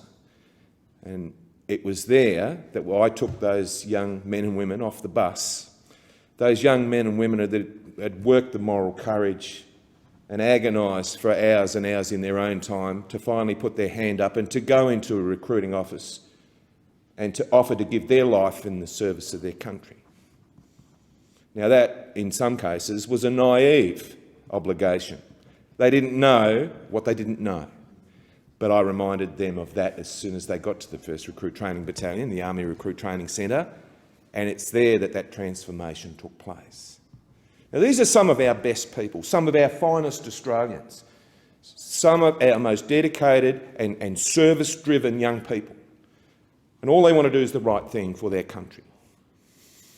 Me as an instructor, I've got to turn that raw service into a capability that will seek out and close with an enemy in a foreign country or on Australian soil, to kill or capture an enemy, and then to live with that, to put your life in another man's hands and expect him to do the same for you. The question often is posed, why do soldiers do that? And the answer is simple. It's because the person on your right or left would give their life for you. Now that bond, that transformation, that change of that young person I talked about earlier, that young person that we got off the bus, is an incredible change that we can't undo. You can't untrain somebody. You can't unsee the things that we see in defence. I've served on operational service and I've taken young men and women into active service. And the responsibility of rank, when you, as an individual, put those soldiers that you have under your command in harm's way and they are harmed, then you wear that as an individual. You wear that as a leader. And this is not spoken about anywhere in this report. But I want to recognise that today, and I want to recognise the fact that our leaders in our military, that burden of guilt that you have, that burden of guilt that never goes away. When you're standing there at a military funeral and you're holding a salute as they lower a casket into the hole, and you look on the bearers, the look on the mates, the look on those in the unit, the look never goes away. I close my eyes now, I can see it in my own mind's eye, and that'll never leave me. I've obviously learnt to live with that, but it won't go away. And I don't want people to think, I don't want the average person in lounge rooms across Australia today to think this interim finding of this Royal Commission is going to fix everything, because it won't. It is a start. It puts us on a path. It recognises the fault. And in the military, we've got a very simple way of identifying faults and correcting them. We identify the fault, we identify the soldier, and we correct the fault. We continue the practice of the operation. And that's exactly when we need to get back here. The point I make, what I'm trying to say, is that all the emotion, all the fluff, all the retrospectivity needs to come back to the outcomes. And everything needs to be an outcome-driven exercise when it comes to this. Now, I fought in the state of Tasmania to have money put into a North West Veterans Hub. A bloke I served with, he was a bomb technician. His name's Dr. Andrew Clark. He's helped me with that. He's a general practitioner. And we've set up a wellness centre that treats many of our veterans, and I shouldn't say the word treat. I felt guilty as soon as I said that word. It's not treat, it's work with. It's be there for them. It's not treat. So I take that back and I correct that. But in saying that, I think I'm getting the point across that the language that we use is so important. The positivity that we need is so important. The time for pity parties is gone with this Northwest Veterans Hub. We make veterans, we highlight to them that you need to get off the couch and you need to do something for yourself, and we're here to support you. We will wrap as much support around you as possible. We will not rest until your problem is fixed, and we'll always be there. And this is what they need. This is what our veteran community needs. They don't need pity. Please, I implore people right across the country, don't feel sorry for our veterans. You should look up to them because they've done nothing but the right thing. And along the way, they've suffered a few issues that need our support wrapped around them. And that's the attitude that I want to have, a positive attitude, a progressive and outcome-driven attitude, an attitude where, I mean, I've said in this place before, I suffer from the effects of post-traumatic stress disorder. I have a tablet every day for it. And I don't say that for pity, Deputy Speaker. I say that to let all veterans know that you can have this thing, you can seek help, support's there, and people wrap their arms around me and help me. And now I'm operating at a reasonably high level here in Federal Parliament. Thanks very much. But the point I make is you can be whatever you want to. It doesn't preclude you from going on with a normal life. It doesn't stop you from looking after your families. And that word family, I think, isn't said enough. I don't think we've covered that enough. The family, as we look at the military, it is a big family. It's a tribe, and we're connected. And I talked about that. I talked about the connection that we have to that big family. But when you leave that family, then that feeling of separation, of you've lost your tribe, I think is the start. I think that our real family, our spouse, our children, our wider family, I think that family unit is going to play an important part in the transformation of the veteran from the big military family to their new family, which is civilian life and a way forward. I don't think we concentrate on that enough. And it should be at the epicentre. It should underpin everything we do as far as support measures are concerned. Family-centric treatment. For our acutely affected veterans, I want to see a place where we can take the whole family. Those kids need to know why mum or dad feels the way that they do. Those kids are affected by that trauma. And we need to make sure that we wrap our support measures around them as well. So to rehash, I welcome the findings of the Royal Commission. I've always supported this. It's the only line in the sand that we can draw. But we need to remain firmly fixated on the target, and our target should be outcome-driven. And I want to thank everybody that's spoken today, everybody that's supported this cause, and I want to thank the brave men and women of our Defence Force and our veteran community. Thank you, Deputy Speaker. The question is that the document be noted, and I call the member for Kingsford Smith. Thanks, Speaker, and I'm pleased to follow the member for Braddon and thank him for his service to our nation in his work to improve the lives of veterans. I was fortunate to attend a veterans forum in Burnie in the great state of Tasmania a few weeks ago with the member for Braddon and see the great work that he's doing supporting veterans. Australia's lost more serving and former serving personnel to suicide over the last 20 years than through operations during the same period in Afghanistan and Iraq. And that's a tragic statistic. And that's the tragedy behind the Royal Commission into Defence and Veteran Suicides and the individual stories of Australians who've lost those inner battles.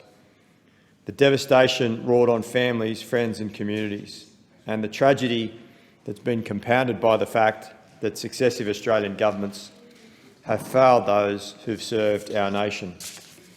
Governments have also failed the families of those people, the families who've carried the critical burden of their own through pain and suffering that they've experienced. And that is why we need help to find a way forward. And the Royal Commission's recommendations will assist in prioritising the necessary and important work ahead to better the lives of Defence personnel, veterans and their families.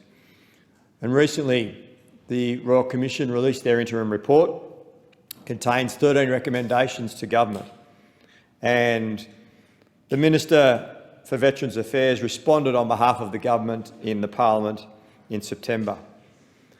The interim report follows 2,000 submissions, 178 private sessions and testimony from 208 witnesses. It's important to note that the Commission's been continuing with its important work, with hearings this week being held in Wagga Wagga. But the interim report's 13 recommendations fall into three key themes: improving the claims process, Royal Commission administration and access to information by loved ones.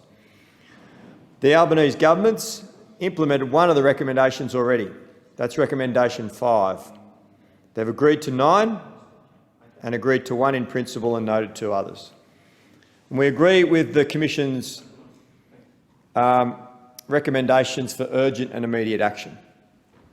Recommendation 1 is to develop a pathway for simplification and harmonisation of veteran compensation and rehabilitation legislation. That process has begun. There's a task force that's been established in the Department of Veterans Affairs, working with government and veterans organisations and the Defence Force to simplify that important legislation. Recommendation 2 goes to eliminating the claims backlog. The government has agreed to this recommendation. We know that there's been a backlog of claims for support through the Department of Veterans Affairs. Unfortunately, much of that problem was related to the cap on numbers in the Department of Veterans Affairs that was put in place by the previous government. The new government, the Albanese government's removed that cap. We're in the process of employing 500 additional staff to DVA. And I've been travelling around the country visiting DVA offices, and the anecdotal evidence that I'm receiving is that that backlog is starting to come down because DVA now has those additional resources to ensure that veterans get the support that they deserve and need. Recommendation 3 seeks to improve the administration of the claims system, and the government's agreed to this recommendation as well. It's clear that veterans and families have not had a good experience and have not been able to access the support that they deserve. The 4th recommendation is that the Department of Veterans Affairs provide on a regular basis advice to government on funding needs, and the government has agreed to this recommendation. Recommendation 5 suggests removing the Department of Veterans Affairs average staffing level cap. As I mentioned earlier, that cap is now removed. We all know the importance of permanent, secure work for people working in the Australian Public Service, particularly those working in Department of Veterans Affairs. In the past, under the previous government, we had people employed by labour hire companies doing work contracted to DVA to avoid the staff cap issue. It was a ridiculous situation, which is probably costing the government more money simply to meet an ideological commitment around staff caps in the public service. And what we were finding was happening was that people were being trained up through the labour hire agency, trained up on the technology and the processes at DVA to deal with claims. Then once they had that public service experience, they'd get a job with another government department on a permanent basis. And all of that work that was put into them by DVA was lost to another government department. And why wouldn't they? If you've got public sector experience and you see a job as a permanent offering in another government department, surely you'd take that. If you've got a family to feed, you'd take a permanent position. So it was counterintuitive what the former government was doing. This government is fixing that by removing that staffing cap and putting people on permanent employment. Recommendation 6 calls for increased protections for people who engage with the Royal Commission and the government will take forward legislative reforms to the Royal Commissions Act, widely consulting on the drafting of those amendments. The government will also work with the Royal Commission to ensure serving and ex-serving ADF members have protections to communicate information to the inquiry without breaching general secrecy offences in the Criminal Code. Recommendations 9 to 13 all relate to improving the release by Defence and DVA of information to family about a deceased family member, and the government agrees to those important recommendations. And we note that communication between Defence and DVA has impacted families and left a lot to be desired, and that's been raised by many families in their evidence to the Royal Commission, and work on that has already begun. I want to thank the Royal Commissioners, Nick Caldis, the Honourable James Douglas and Dr Peggy Brown for their work in producing the interim report and their ongoing work with the Royal Commission. I also want to thank those that have contributed to the inquiry. Your courage, your bravery in sharing your experience is deeply appreciated. And we are, of course, committed to the task of saving lives and ensuring that we have a better future for Defence and Veterans communities. The government called for the Royal Commission in opposition, and after years of reports and too many deaths, the lives of too many have been left worse off because of endless discussions. It's time to get on with it. Indeed, the latest report released last month into the rate of suicide among current and former serving ADF personnel reaffirms that suicide prevention must be a matter of national priority. The report, Serving and Ex-Serving Australian Defence Members who've served since '85 Suicide Monitoring, 1997 to 2020, prepared by the Australian Institute of Health and Welfare, is the 5th annual suicide monitoring report commissioned by DVA. And the latest report found that 1,600 ADF members and veterans with service after '85 died by suicide between '97 and 2020. It includes an additional 327 deaths by suicide since last year's report, largely due to an expanded study period. That rate is too many, and we all know we need to get that down. And that is why we welcome the recommendations of the Royal Commission. We look forward to the final report in 2024, but the government is wasting no time. We're getting on with the job of implementing those interim recommendations and providing DVA, ESOs and other organisations with the support that they need to support those that deserve it the most, our serving ADF personnel and veterans and their families. The question is that the document be noted, and I call the member for Menzies. Thank you, Deputy Speaker. Can I begin by thanking the members who have spoken before me, in particular the member for Spence. Your very generous acknowledgement of all of the other veterans in the parliament. I didn't realise it was actually 21, so you've done your homework, so thank you for that. And then also in particular the member for Braddon who spoke just before me. Like a lot of us, you know, we all come in here with talking points, but sometimes the best contributions are straight from the heart, and he delivered it straight from the heart. And a rabbi, I'm not Jewish, but a rabbi spoke to me recently when I was at an award that's given in the name of a Jewish Australian soldier who died, and there's an award given to Jewish schools in his name. And he said, if you speak from the heart, you'll connect to the heart. And I often think of that, and we see those moments in the chamber and in other places. There's something about that connection that connects us as humans. I am a veteran. It's not a badge I wear too often or even know what it means.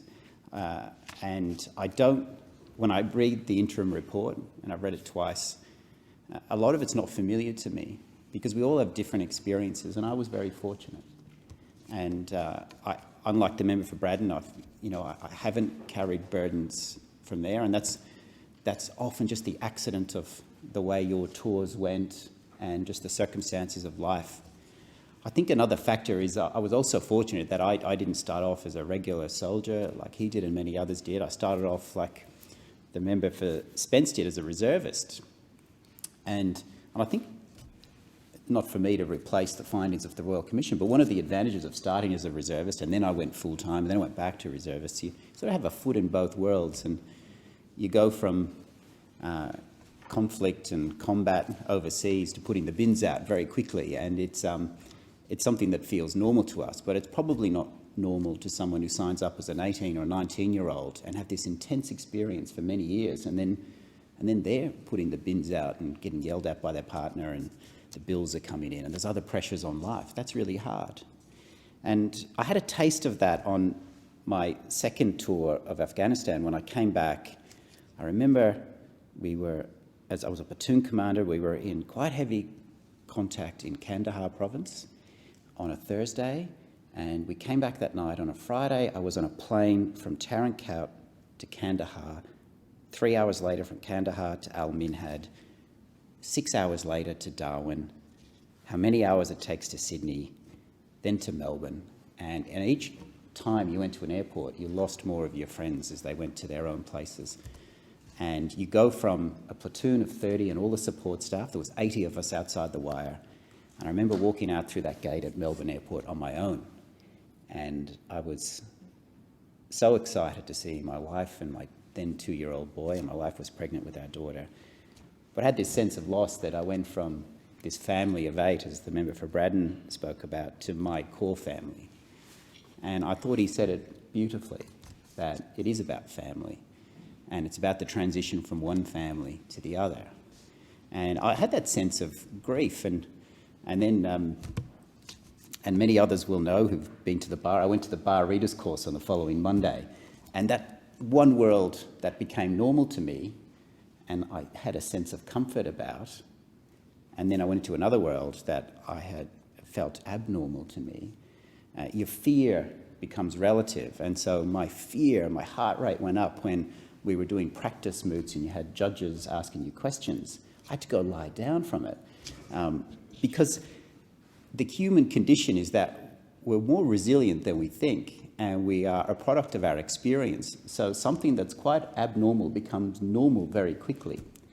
And that's what we do to 18 and 19-year-olds. We take them from their families, and they're just kids, and we shape them into soldiers and officers who are ready to do extraordinary things, to turn your back to gunfire because it might be coming from this direction, knowing that the person next to you has your back.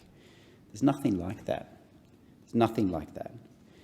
I reflect on the experience of many others that I served with. I won't name him, but there's a very good friend of mine who had some horrible experiences overseas. He's a wonderful person, but on his tour there were civilian casualties. Babies and children were killed for decisions that he made. And he was ultimately had a charge placed against him in negligence, which was the first time that was brought in a combat scenario. And I was his barrister defending him. And it was where those two worlds crossed in a way that I didn't expect. The charges were ultimately dismissed. But I often reflect on how do you go on when he was the person who made the decision and then had to carry those dead children out. And then your country tells you, well, I think you're criminally liable for that. And then you are acquitted. Yet he goes to work every day as a mechanic because he doesn't want people to pity him or feel sorry for him. And again, the member for Braddon summarised that so well. We often think of the cliche of the broken veteran, and so many are, and we've got to look after them. But there's a lot that just want to get on with life, even in the worst of circumstances. So I often think of him when people say, oh, were you busy today? You've worked hard as an MP. I think, well, I don't get up at 5 a.m. and look up at oily cars dripping down in my face and trying to solve problems like that. And he does it 6 days a week, and he's a wonderful person and served this country with distinction. But there were some really good recommendations in this report, and it's driven by the evidence that has been given by veterans who have had a personal experience, many similar to that, and many who it's more the transition from that life of service and purpose to a normal life, which has its own challenges. And I particularly like the recommendations about making the process simpler. No one likes filling in forms. No one likes red tape. That's supposed to be an article of faith of our party, and I'm really pleased to see that that's a recommendation that the government is supporting. Of course, we should make this process simpler to get help. And in the final few minutes, I want to address some of the recommendations that it seems the government hasn't accepted, and again, we support you on that, which were the recommendations around parliamentary privilege and public interest immunity. The Attorney-General said in an interview, I think it was at the Press Club when he was asked about that, he said he was baffled by those recommendations. And I was too. Our veterans put their life on the line, not only to fight for their friends and their family and their country, but also some of the great traditions of our democracy and the rule of law. And parliamentary privilege and public interest immunity, whilst they can be abused, are key institutions of our democracy and the rule of law. And I think the Commission, with respect, overreached in asking for royal commissions to be able to abrogate parliamentary privilege and public interest immunity. And the Parliament has just signed off on a corruption commission, and we welcome that and we supported it. But that commission will have authority over all of our ADF members, and there's enormous powers given to that commission. And it may be in the future, if someone abuses that process, they can come here and come to their member and get their voices heard. So parliamentary privilege is very important to our job. It should never be abrogated, and it wouldn't be in the interests of veterans or anyone to do that. So again, I commend the government for holding firm on that. It's very easy to say when you get a Royal Commission recommendations, we'll implement them all. That's very easy. But in the end, they are recommendations, and the responsibility is on all of us to do the right thing by veterans, by our communities, and by our democracy. So thank you, Deputy Speaker, for the opportunity to speak to this, and thank you again to the members for Spence, Braddon and everyone else who spoke.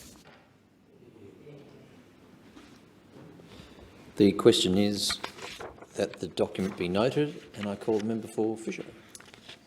Well, Mr Deputy Speaker, I stand and I feel a little bit like a proud dad, even though the member for Menzies isn't my son, although he's probably young enough to be my son.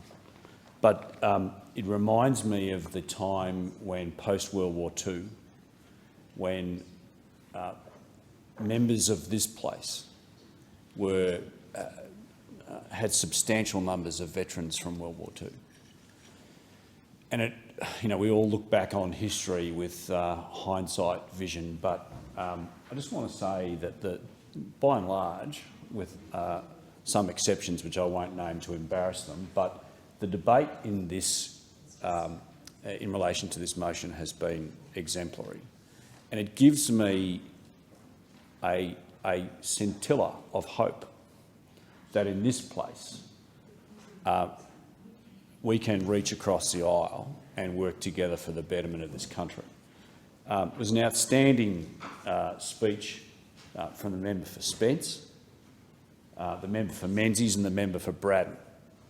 Now, I can't match it. I'm not going to pretend to. I've never served in uniform. I've not experienced what you great gentlemen have, and I'm not even going to pretend to do that. But what Australians should take some comfort from is that members from across the political divide in this place, particularly those members who have served, I'm not saying exclusively by any stretch, but it gives me great hope that that spirit of service that you have employed,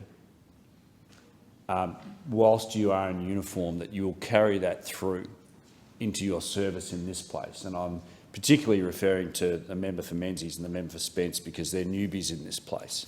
And hopefully my alerting them to these issues will go some way to warding off the shards of partisanship which will no doubt be instilled upon them in this place if they're here long enough. But it's those sort of contributions that you've just made that makes this country a better place.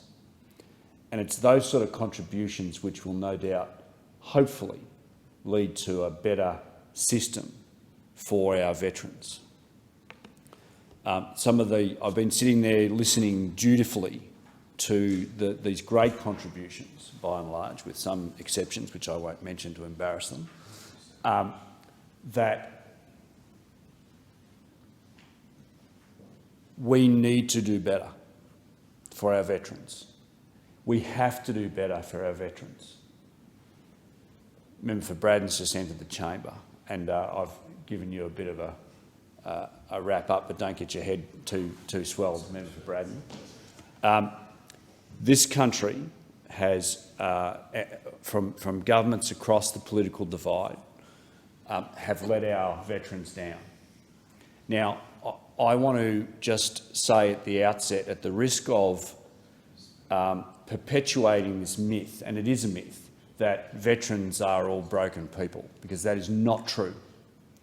I want to send a message out there to employers that the best thing you can do today is employ a veteran. Not all, in fact, it's only a small number of veterans that have served this country with great distinction have trouble transitioning to the point that they are having great difficulty in transitioning to civilian life. Many, and if you want an example, just look in this place about what the character of the individual that the ADF turns out. Look no further. So if you want an outstanding individual working for you with the loyalty, the smarts, the resourcefulness, look no further than an ADF veteran. For those ADF veterans that are experiencing problems in transitioning, the member for Braddon spoke about this so eloquently, about that sense of tribe that is lost when they leave the ADF. And I have grown to have a much greater awareness of that loss, that grieving. And the member for Menzies spoke about that so well too. And in just the smallest concept of the idea, I remember sitting at AMAB, and we got a briefing. I was sitting with all of the veterans that left, and we got a briefing from the CO, and he was talking about how you'll go back to your families and they're not going to understand what you've just experienced over the last 6 or 9 months or so.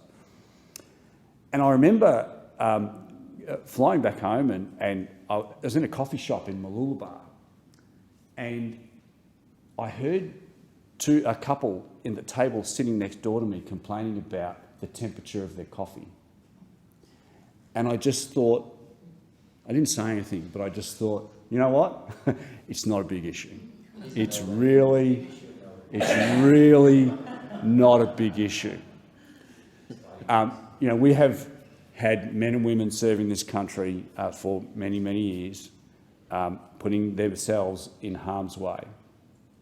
And I think we as civilians, whom have never served, that 10 days that I experienced with the ADF over there just gave me a glimmer of an experience of what you guys face when you come home. My hats are off to you, my hats are off to all men and women who have served, whether they've deployed or not. If they make that decision to go and join the Army, the Air Force or the Navy, they make the decision to one day perhaps put themselves in harm's way. And the very least this country can do is to look after them and to look after their families. And we have failed as politicians in the past. That is in the past.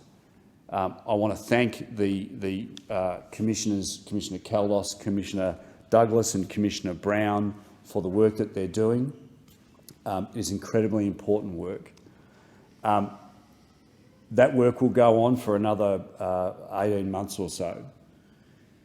But when that final report is handed down, that's when we as a parliament need to knuckle down and really examine that final report and provide the support to the veterans that have served us so well. I look forward to the report. I look forward to working with those opposite.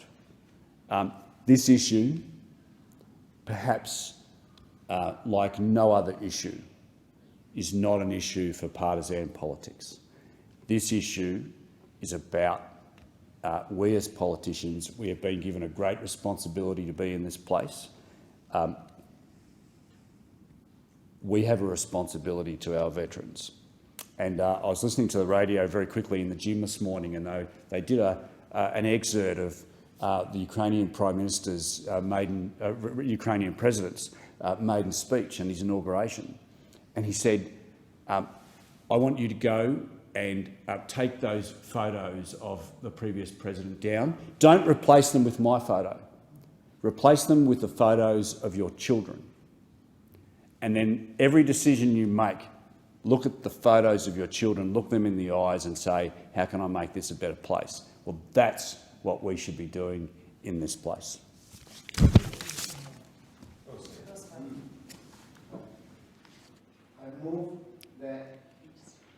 Sorry, I give the call.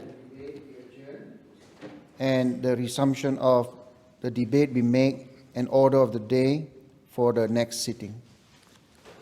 The question is that the debate be adjourned and the resumption of the debate be made an order of the day for the next sitting. Those of that opinion say aye. Contrary, no. The ayes have it. I call the clerk. Government business. Order of the day number 2. Government response to the Joint Standing Committee on Northern Australia's reports into the destruction of cultural heritage at Juukan Gorge. Ministerial statement. The question is that the document be noted, and I call the member for Macquarie. Thank you, Deputy Speaker. I rise to speak on the government's response to the Juukan Gorge disaster and to highlight the risk that we run of seeing a repeat of a similar experience for traditional owners and for the loss of cultural heritage that we saw in Western Australia in my own backyard, the Blue Mountains World Heritage Area. I've spoken many times in this place about the mixed feelings people in my community have about what any downstream benefits of the proposed raising of the wall of the Warragamba Dam project might have. But in the wake of the Juukan Gorge response, it's important to focus on another part of the consequences of the plan. The Environment Minister has made it clear that what happened in Western Australia should never have happened, and nor should it happen in the Blue Mountains World Heritage Area. The specific place we're talking about is what's left of the Burragorang Valley and the surrounds. As Wilderness Australia explains, the southern Blue Mountains is an extensive and rich cultural landscape belonging to the Gundungurra people. The rivers, waterholes and mountains of the Blue Mountains landscape tell one of the most intact and documented Dreamtime stories in Australia. The epic battle of Tiger Cat, Murrigan, and Snake, Gurrungach, which formed the southern Blue Mountains. When Warragamba Dam was built in 1960, it flooded most of the Burragorang Valley, and with it was lost a large proportion of the cultural heritage and Dreamtime stories of the Gundungurra people. If the dam wall is raised, many remaining sites of this story, including Indigenous archaeological sites, creation waterholes and cave art, will be destroyed. What everyone wants to see is a thorough and detailed assessment of all of this before any decision is made about the project. To date, the quality of the work by the proponents of the scheme, Water New South Wales, in assessing the potential impacts has been panned. As Elder Auntie Sharon Halls describes in the Gundungurra Aboriginal Heritage Association response to the EIS, one example is the inconsistent figures about what would be impacted, a number ranging from 174 to potentially 1,000, with little on-the-ground analysis. The latest analysis by the proponent, having been required to do more work, is even more damning.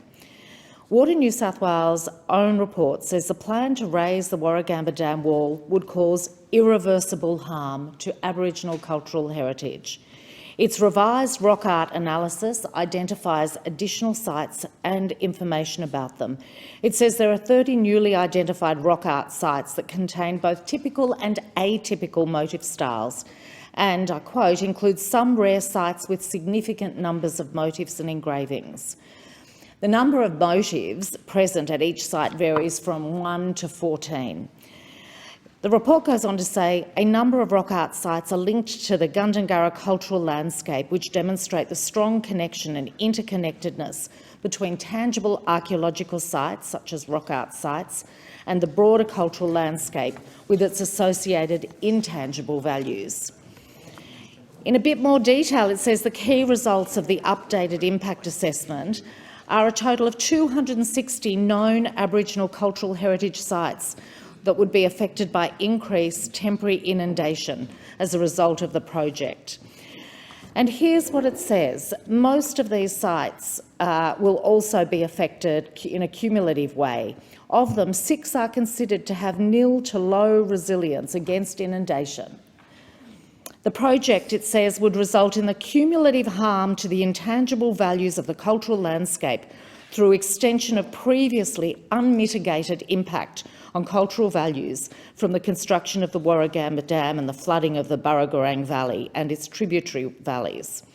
The further flooding of the Burragorang Valley would result in irreversible harm to the cultural and spiritual connection that Aboriginal people hold to this part of the country, their heritage and the cultural landscape, and will obscure the tangible aspects of the creation stories associated with the Burragorang, such as the stories I talked about earlier. So this is what they say is going to be a consequence.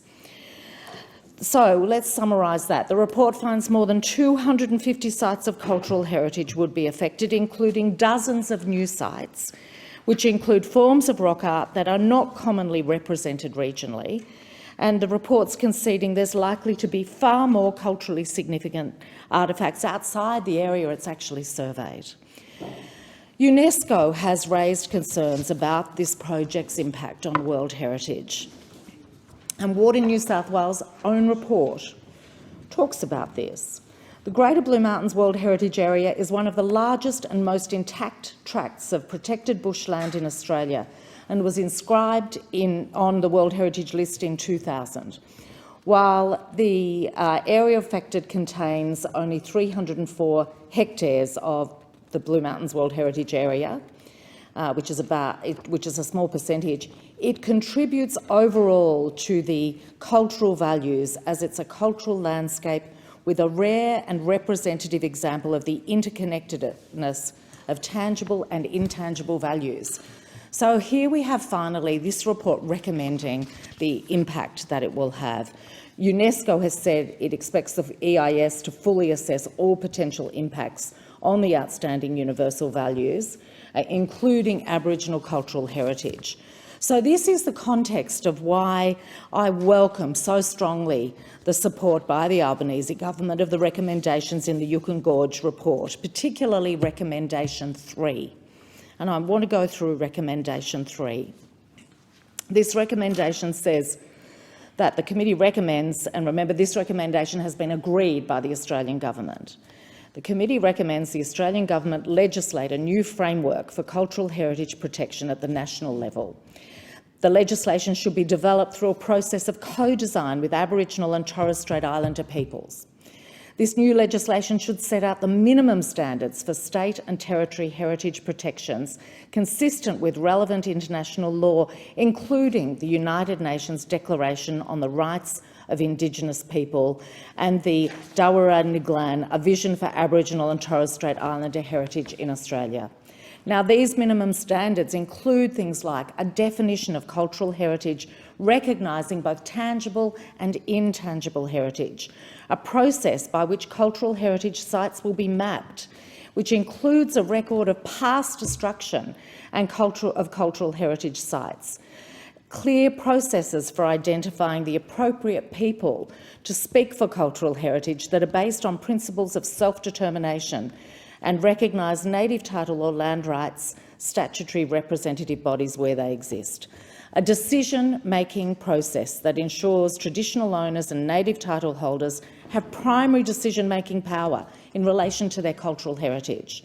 A requirement that site surveys involving traditional owners are conducted on country at the beginning of any decision-making process. And this is something that Kazan Brown, another traditional owner, points out that Water New South Wales did not permit her daughter, Taylor Clark, and herself to attend the archaeological survey, which informed the entirety of the assessment of archaeological significance of the area proposed to be damaged by the project. So the recommendations in this report that have been accepted by the government, which include an ability for traditional owners to withhold consent to the destruction of cultural heritage, are key to ensuring that we protect an area that has incalculable value. The way that this process has been managed by the New South Wales government has created extraordinary distress. And I welcome the acceptance by this government that would also see the Commonwealth able to retain the ability to extend protection and to override decisions made under inadequate state or territory protections that would destroy sites that are contrary to Aboriginal and Torres Strait Islander people's consent. Deputy Speaker, these are the things that may help us have a good outcome in the current processes that we're working through. Our traditional owners deserve it. They have lost so much of their cultural heritage. As a parliament, we often say we respect, every day actually, we pay respects to elders past and present, and we acknowledge the leaders of today. Well, this is a tangible way to show our respect and acknowledgement of their culture. Call the member for Tangney.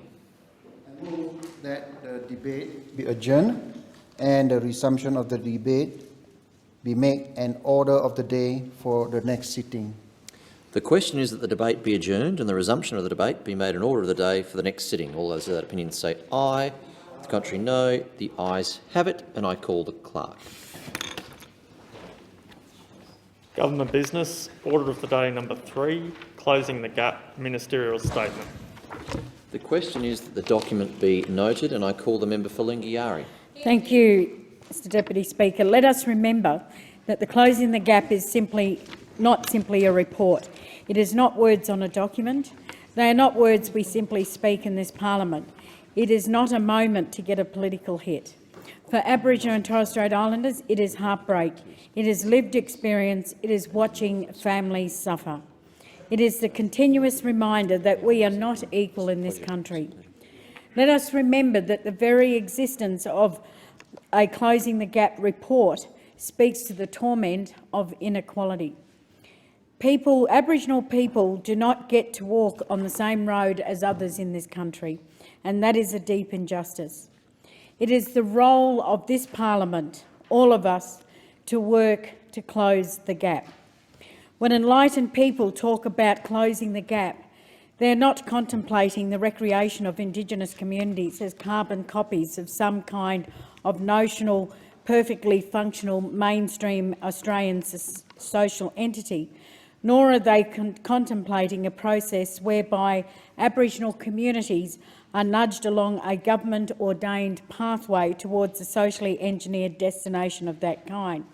Instead, what Closing the Gap is about is supporting Aboriginal communities in maintaining and harnessing their many distinct identities, while at the same time improving quality of life and the capacity for aspirational achievements by reference to a number of key metrics. These key metrics are applicable to any scenario where human beings settle permanently at a particular location to make a life for themselves. As you travel throughout the Northern Territory, any such location, you will be on the traditional country of a particular traditional owner or native title holding group.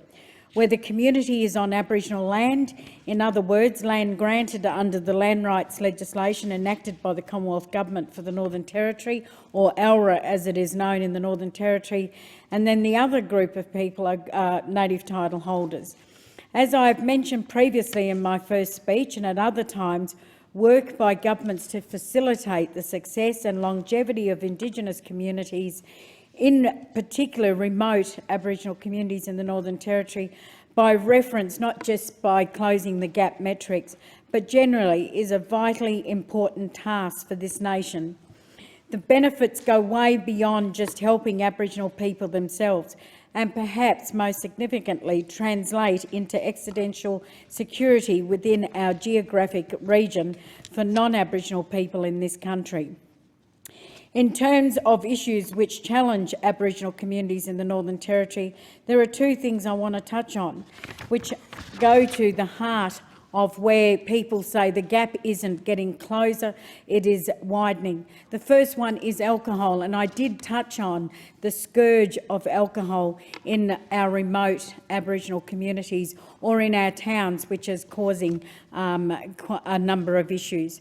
By the mid-1970s, before self-government, alcohol became widely available for Aboriginal people in the Northern Territory. The Commonwealth was running the show at the time. Self-government came into the picture at 1978, and it's ironic that by this afternoon we're going to be debating the Territory Rights Bill. Throughout the late 1970s and into the early 1980s, our communities experimented with the sort of social club liquor licences which some misguided commentators are trying to urge our communities to adopt again. The experiment was largely a disaster, with the same kind of outcome as was seen in other jurisdictions and as in communities such as Arakoon in Queensland. This ushered in an important phenomenon of Aboriginal community consensus about alcohol, led by our elders, in particular our women. This was to the effect that alcohol should play no part in the life of those remote communities. The consensus remained strong until 2007, when it was tragically and completely unnecessarily smashed by the policy vandalism of the Commonwealth intervention in the Northern Territory. Although the intervention did not change much in terms of the substantive effects of alcohol restrictions in place out in the bush, the whole branding and associated messaging of the intervention gave younger Aboriginal people the impression that alcohol restrictions were something being imposed on them from the outside, and inculcated something of a culture of resistance. The right to drink is a spurious and culturally loaded right, but given that it was the Commonwealth Government which trashed the social norms which was previously in place, we need to try and do some work to try and assist our elders on the ground to restore it. The situation in town camps, and I'm talking about Alice Springs, Tennant Creek and Katherine, was different. The restrictions imposed there at the time of the intervention were new. However, having put restrictions in place which lasted for 15 years, as I said in my maiden speech, there is an urgent need for a proper transition plan which prioritise harm minimisation. Without addressing the harm caused by alcohol, our prospect of making advances in respect of all of the other closing the gap metrics will be gravely undermined. The community consensus in relation to alcohol wasn't the only thing smashed by the intervention. The other one was the community consensus in relation to employment, in particular as regards to what was called the community or CDP, or the Community Development Employment Program. I listened very carefully yesterday to the words of the opposition leader yesterday on a moment that was meant to be a commitment to end injustice, were frustratingly all too familiar. I saw them during the intervention. I've seen them come from the opposition for years since. Whatever your thoughts are on the Voice to Parliament, it was an invitation. I was part of that group that gave the invitation to the rest of Australia. an invitation from over 250 senior Aboriginal leaders and elders from across our country.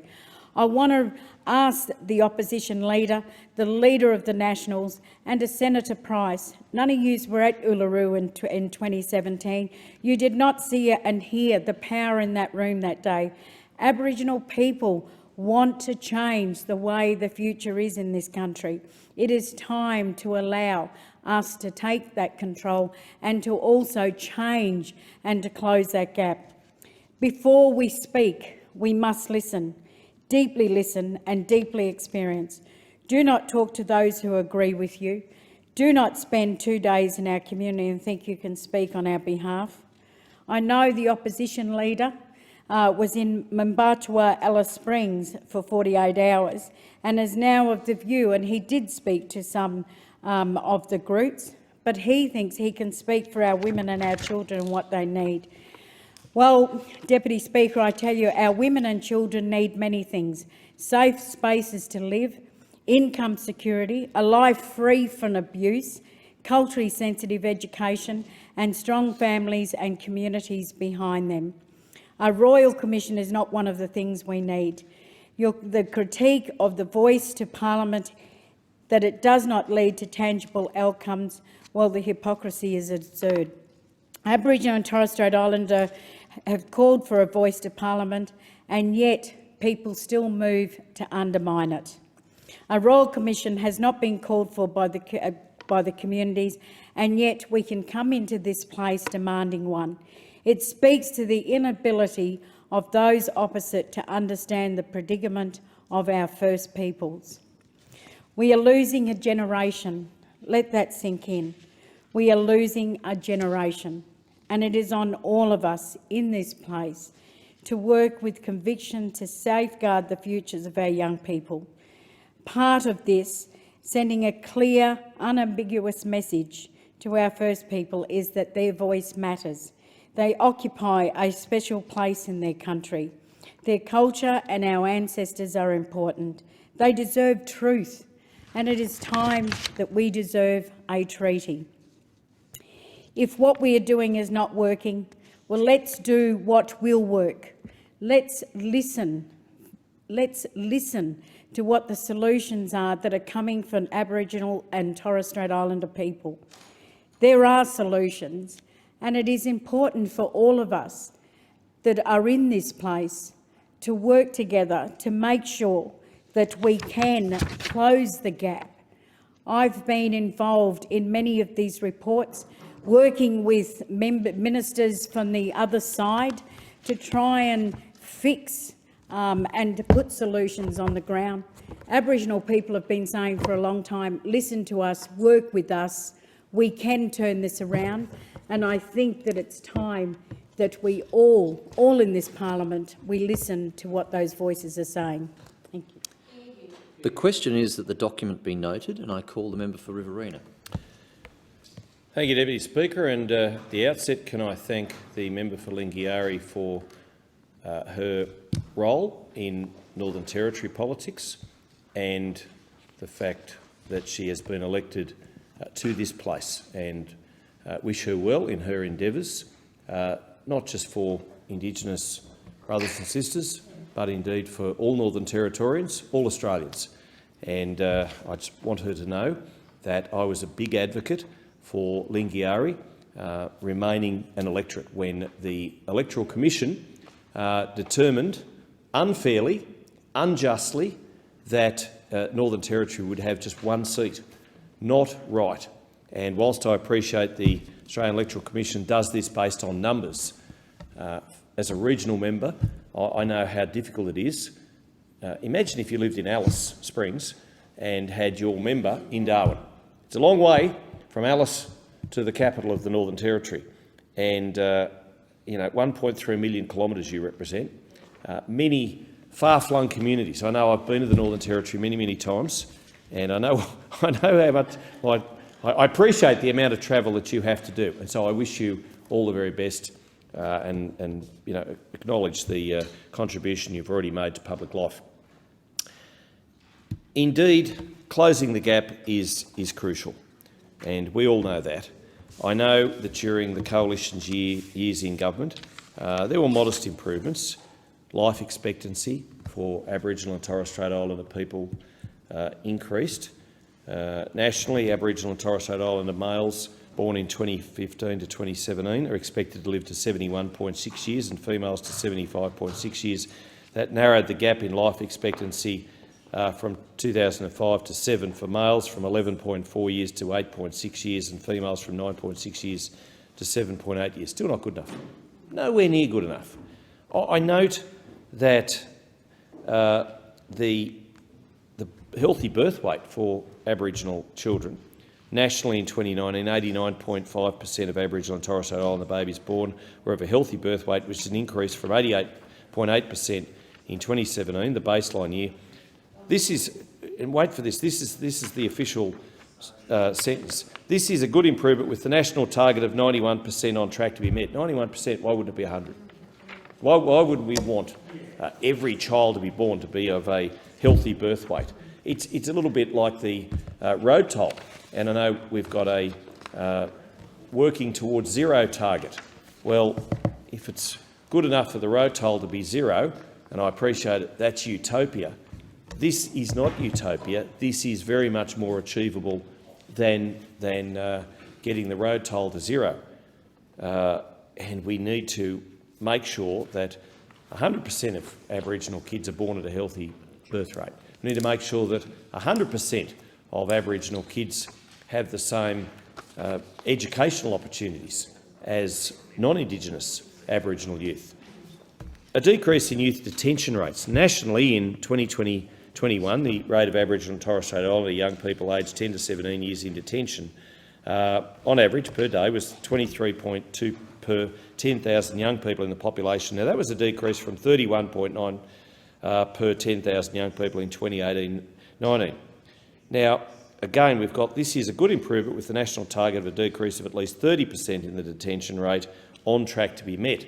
But again, we're putting those figures on where we'd like to be. Where we'd like to be is no kids in Aboriginal in incarceration, no kids, no Australian kids in incarceration. I appreciate that life's not perfect; it just isn't. But we need to do more, and we need to do better, and we'll certainly work towards that. I know I'm part of the National Party, and I know that the National Party's made a decision on the voice.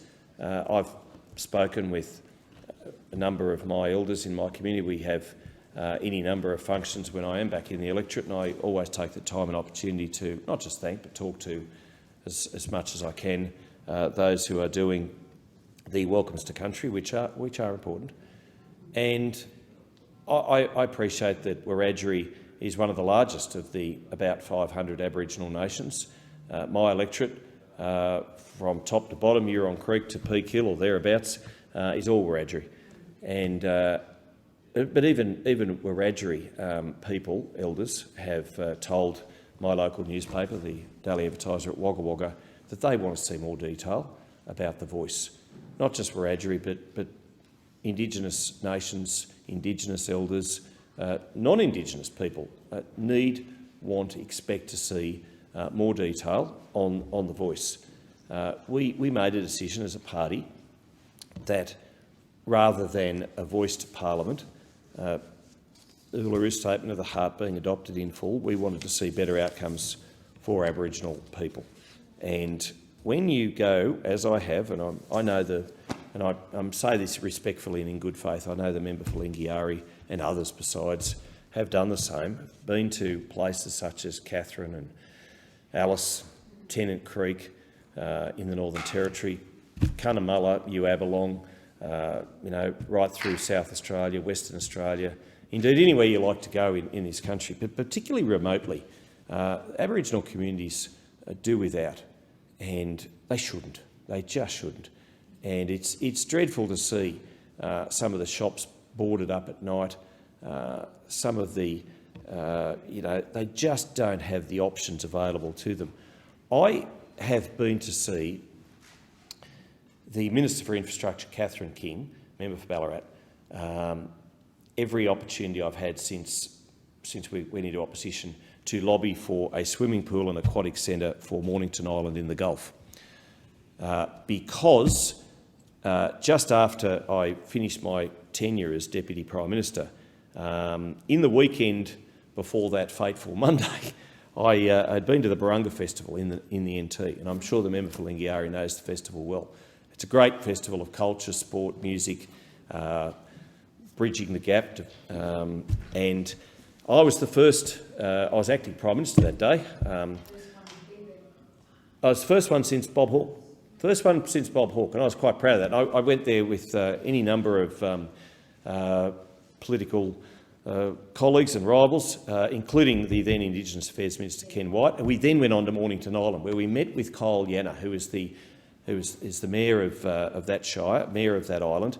There's about 1,100 Aboriginal people live on that island. They don't have a swimming pool. Now, they applied under the Building Better Regions Fund, didn't get the funding, more's the pity, despite my requests, despite my best efforts to enable that to happen in the following round, subsequent round, when I wasn't chair of the ministerial committee that oversaw that. They still don't have it. And I commit myself again right here, right now, to make sure that they do get an aquatic centre. And I commit myself right here, right now, that I want to go back to that island when that actually does happen, and it doesn't matter who's in government, who's in power, or whether I'm not even in this place, I will continue to fight so that they get, and I'm going to say justice, because I would hate to live on Mornington Island during summer, during the hot season, during the wet season, during any season, and not to have the same amenity that most, even country towns, but every city just takes for granted. It's not right, it's not fair, it should happen, and I know that the member for Ballarat, in good faith, will work with me to make that happen. But getting back onto the voice, I want to see better outcomes for Aboriginal people. I do want to see detail around who will be elected, how they'll be elected, and whilst I appreciate the member for Lingiari mentioned the 250 representatives who did attend Uluru to bring about this statement, 250 is but a small percentage of the overall Aboriginal population, and the Aboriginal population does expect and demand more information, more detail around what is going to be proposed, because Australians generally don't like their founding document to be altered, to be changed. There's been, I think, 44 referenda. Only 8 times have Australians voted to change the Constitution. So it's an important step we take. And the other thing too is we have 11 fine, outstanding representatives of the Indigenous Australia already in both the House of Representatives and the Senate. I don't want to see their voice usurped.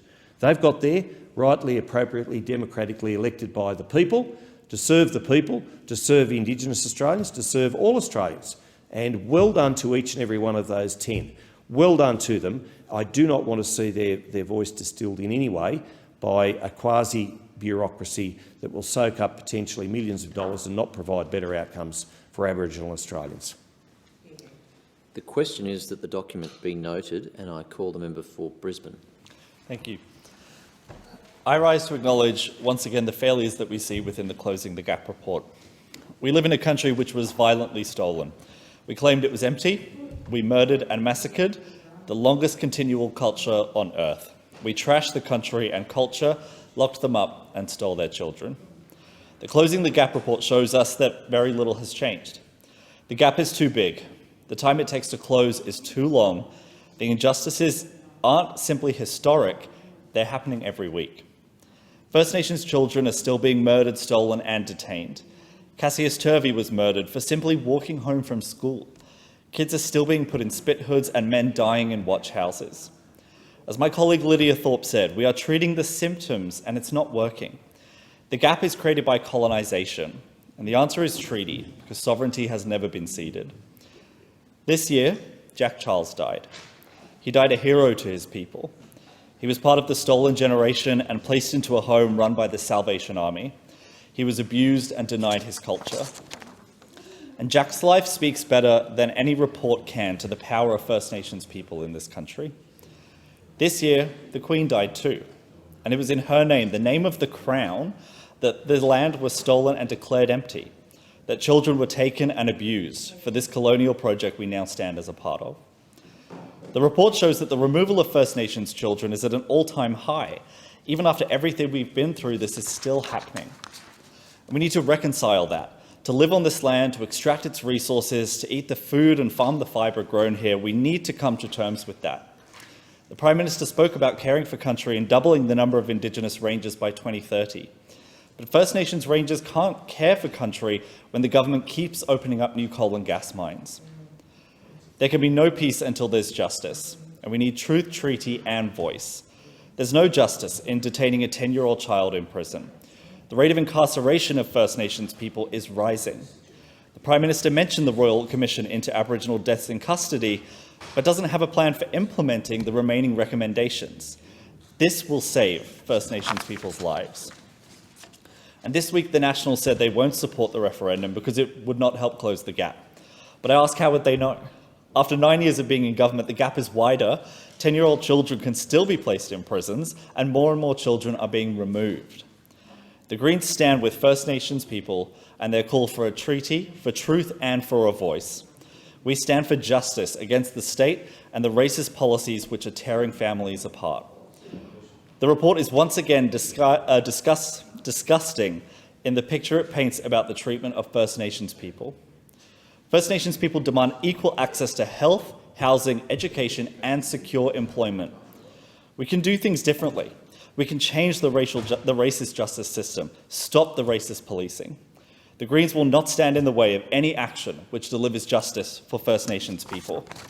And we welcome the standalone national plan to end violence against First Nations women and children that is developed, delivered and evaluated by First Nations women and community-controlled organisations. We are pleased that the work has begun, and we urge it to be funded properly and prioritised. It's up to this place to fix it. It is a stain on our nation and a great shame on all of us that this report shows how limited progress has been. First Nations people, like Jack Charles, are strong, capable, talented and exceptional. We have so much to learn about this land and waters, about food, about plants and animals, about the longest living culture in the world before it's lost forever. We stand with all elders, past, present and emerging, in their struggle for justice, and we are once again ashamed by the size of the gap and the length of time it is taking to close. Thank you. The question is that the document be noted, and I call the member for Holt. I move that the debate be adjourned and the resumption of the debate be made an order of the day for the next sitting.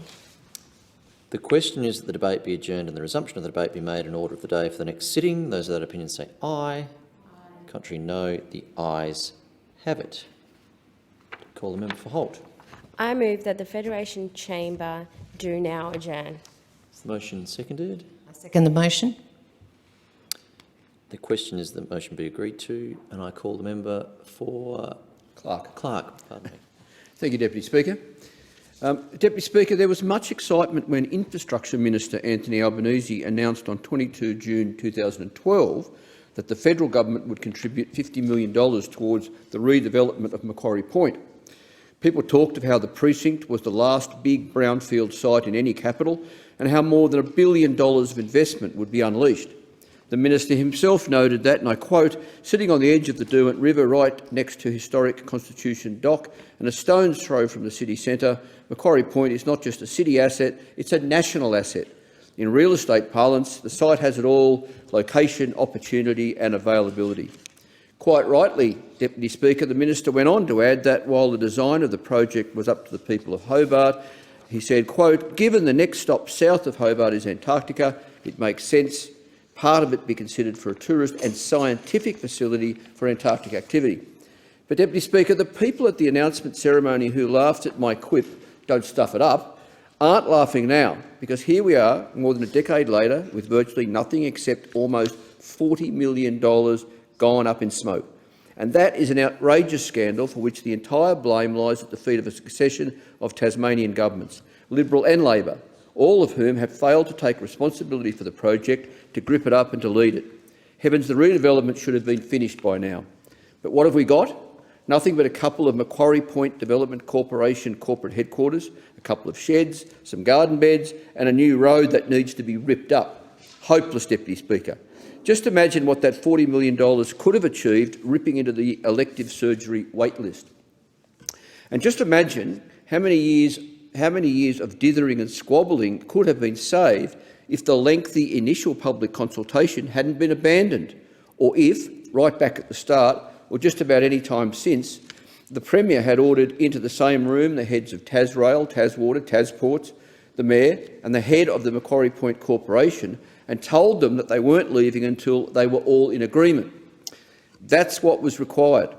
But instead we've lurched from thought bubble to thought bubble. How about some Eden domes? No. How about we just drop everything and do what Mona wants? Although I must say that their proposed Reconciliation Park is important. And now the state government's latest idea is to build an AFL stadium with a staggering price tag of $750 million, or more likely well over $1 billion, to be funded largely by the taxpayer. Good grief, Deputy Speaker, what's next? A Ferris wheel or an interplanetary spaceport? No wonder now Prime Minister Albanese has described progress over the past 10 years as appalling and has urged the Tasmanian government to get on with the job.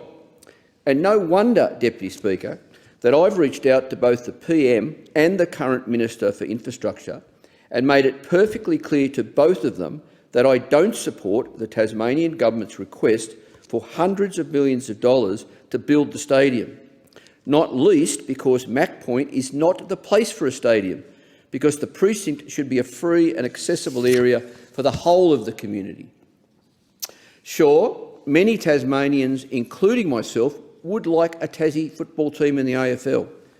But I've also advised both the Prime Minister and the Minister for Infrastructure that Tasmania has so many more pressing issues, with more than 4,500 people on the public housing waiting list, a health system on the brink of collapse, chronic underfunding of education and increasing traffic congestion.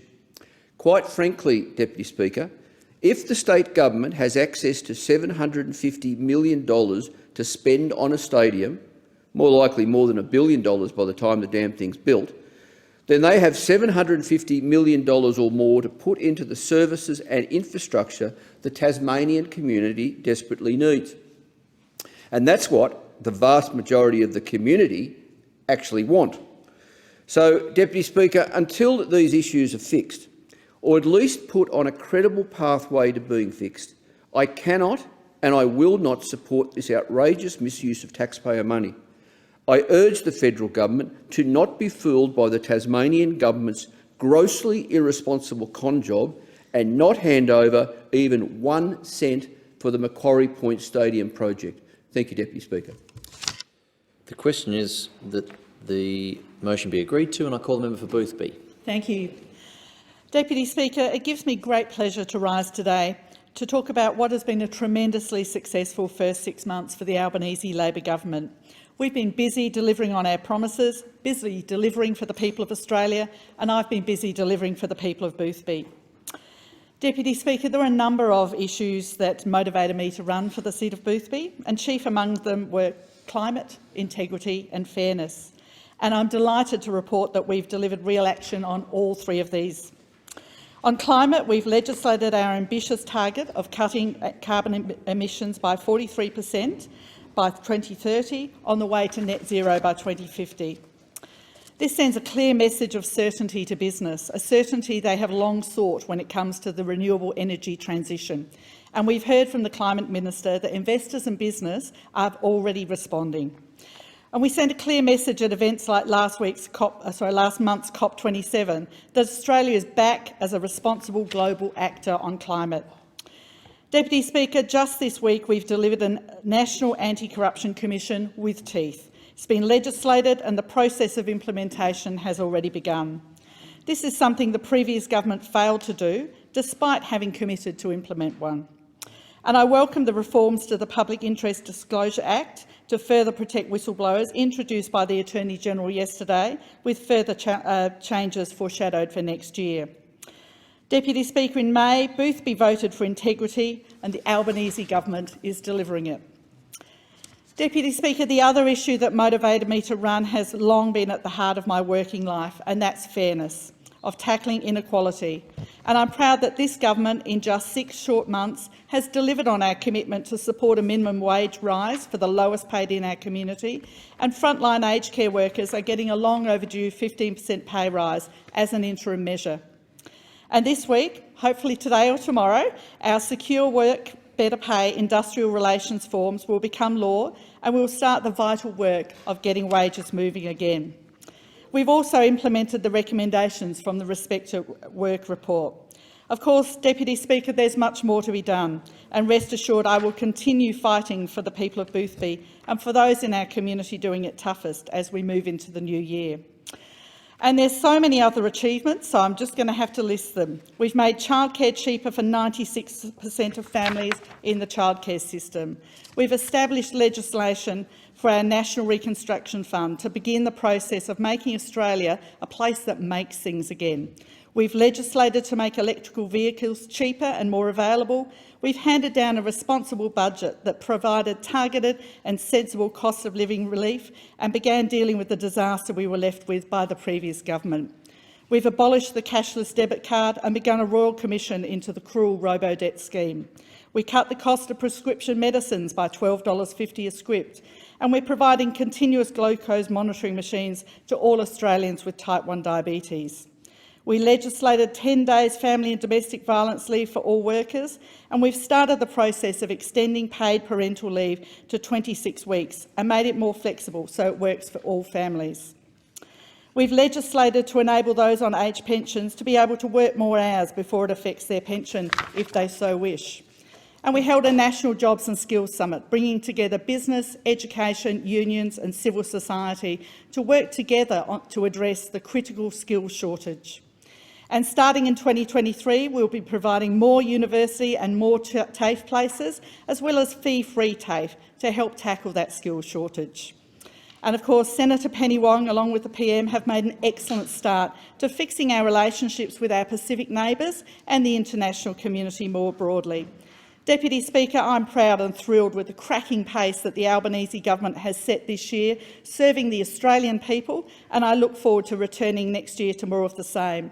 And I'd like to wish the people of Boothby, my colleagues here in Parliament House, the staff of Parliament House and my staff back in my office a Merry Christmas and a happy, safe and prosperous New Year.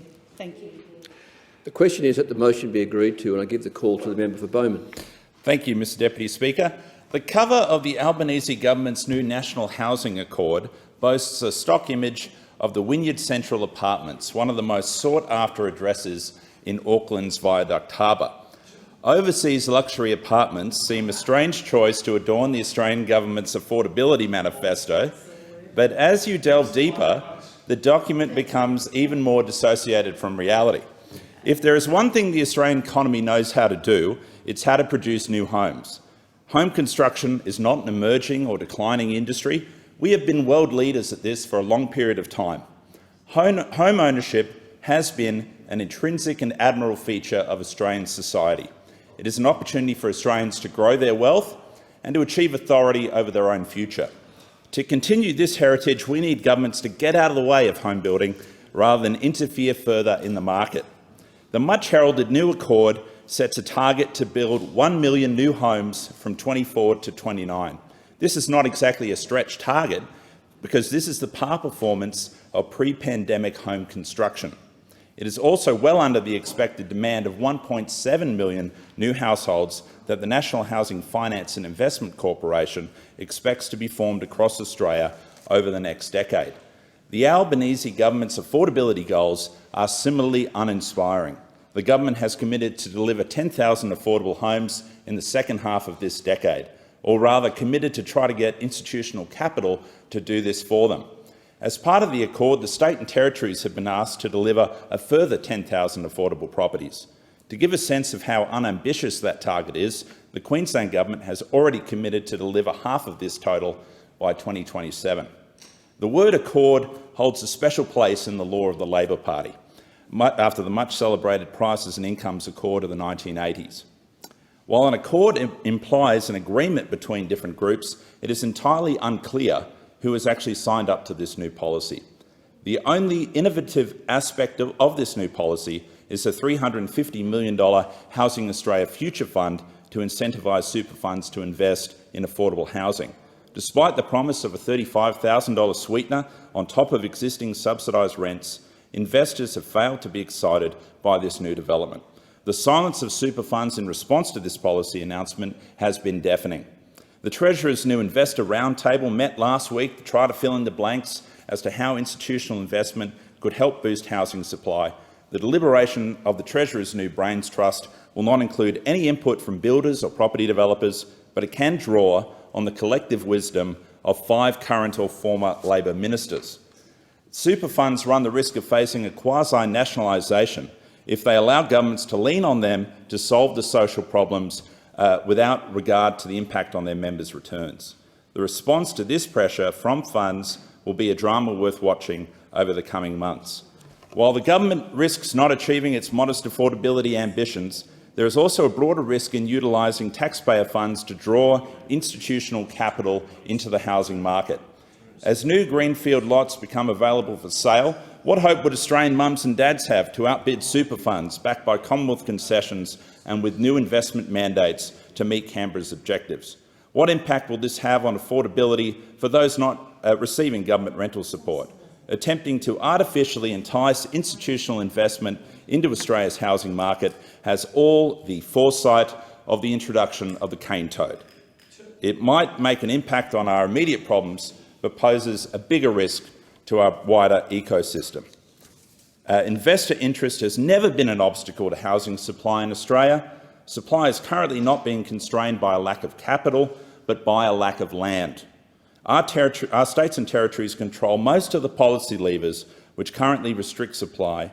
The Albanese government's approach makes only fleeting mention of any focus to streamline planning systems and no mention at all of removing inefficient property taxes. The government's new approach to housing has so far established 2 new strategy documents, 2 new government bodies, 4 new funds and amended financial facilities. More government is never going to be the answer to housing affordability. We need governments to get out of the way and let the Australian construction industry do what it does best, building homes for Australian families. And on that note, I'll wish you a very Merry Christmas, Mr Deputy Speaker. Thank you. The question is that the motion be agreed to, and I give the call to the member for Tangney. Thank you, Mr Deputy Speaker. I would like to acknowledge an important group within my community, the Indian Society of Western Australia, or ISWA. Incorporated in 1972, ISWA is a non-profit organisation that is headquarters in my electorate of Tangney. From its humble beginning 40 years ago, ISWA has grown to a peak body of nearly 100 member associations. The Indian community is among the fastest growing immigrant community in WA and comprise close to 100,000 in Western Australia, including those who migrated from other countries. ISWA has helped encourage and facilitate integration of the Indian diaspora within the Australian community. It has played a pivotal role in integrating, sharing, and contributing Indian cultural heritage with the wider communities. I'm pleased to state that ISWA has made and is continue to make positive impacts in our community. The current management committee, under the leadership of the President, Mr. Satish Nair, has taken ISWA to the next level with a strong emphasis on the increased community welfare. The opening of $4 million Indian Community Centre last year, also in my electorate, has provided the community a home.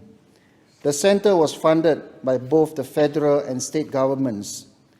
I have been fortunate to attend several community events and deeply admire the work of so many ISWA management committee members and volunteers who delegate their valuable time and effort. Keeping the ISWA ethos in mind, ISWA organized several cultural events, to showcase rich Indian cultural heritage to the community. The Diwali Mela, Festive of the Indian, is the most cherished event. This year, it was celebrated on October 22nd and October 23rd, enjoyed by estimated 35,000 people. The family event was filled with cultural performances, heritage stores, delicious Indian food, and while we celebrate the message of Diwali, the message is the triumph of good over evil.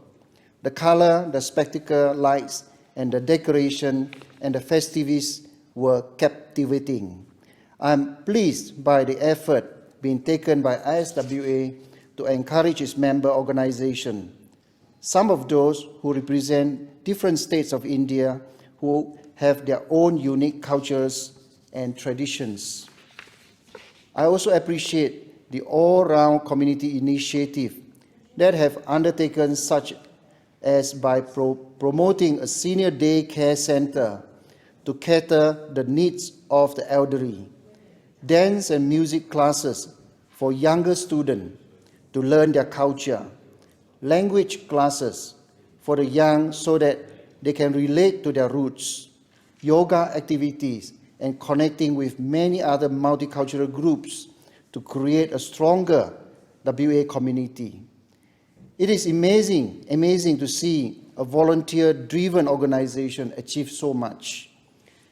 I was pleased to see the effort they took in organizing a COVID vaccination clinic, advocating mental health awareness session, and for their work in addressing domestic violence in their communities.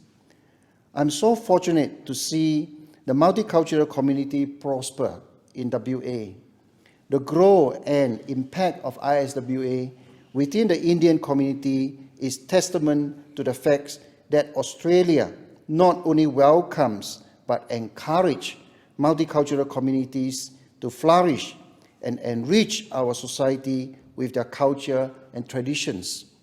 I wish ISWA the very best for the future and encourage their members to keep up the good work. I will borrow a quote that I have heard from the Indian community, which I believe is Sanskrit. Vasudhaiya Kutumbakam. It means the world is one family. Thank you.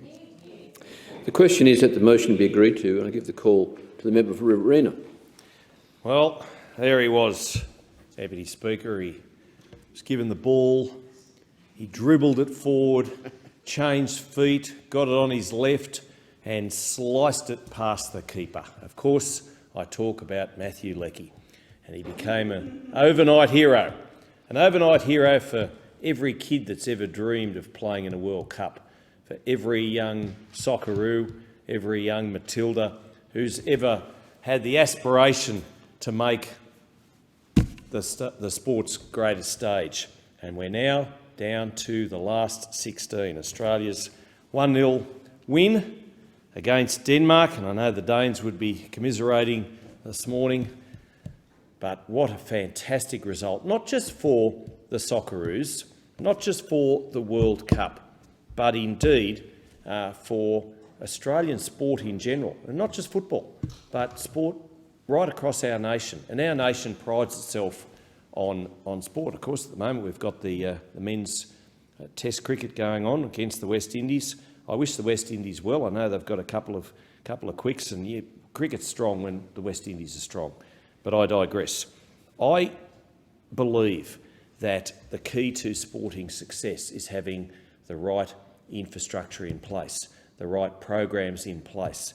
And I know what we did as a government. Yeah, we were criticised for it in parts, but having the right programs and having the right funding, particularly in country areas, particularly in areas that seems to produce kids who are of the finest quality, because they have to be the best of the best. They almost have to be Bradmans of the bush to ever make the state teams, let alone the national teams. They have to be that much better than their city cousins, because they don't have the facilities, they don't have the programs, And when they get to that stage where they can be selected in a state or a national team, it's that much harder for them because of the ongoing training, the ongoing expense. And I know for soccer Wagga Wagga, football Wagga Wagga indeed, the new lighting that they received at Rawlings Park, it was a $450,000 community sport infrastructure program grant. I know the President at the time, Tony Dobbin, was delighted for securing the grant. It went towards the cost of lighting fields 2, 3 and 4, and Football Wagga Wagga has a vision to make Rawlings Park a national facility. They want to be able to train the Socceroos and the Matildas of the future. They want to be able to make sure that football at Wagga Wagga indeed can be right up there ranking with the other major sports, that being Australian football, rugby league, cricket, netball, all sorts of sport. And when I say AFL, I mean AFLW as well, because women's AFL is the fastest growing sport in Wagga Wagga and the Riverina region. And that's fantastic. Both the men's and women's competitions this year were won by Ganmain Grong Grong Matong.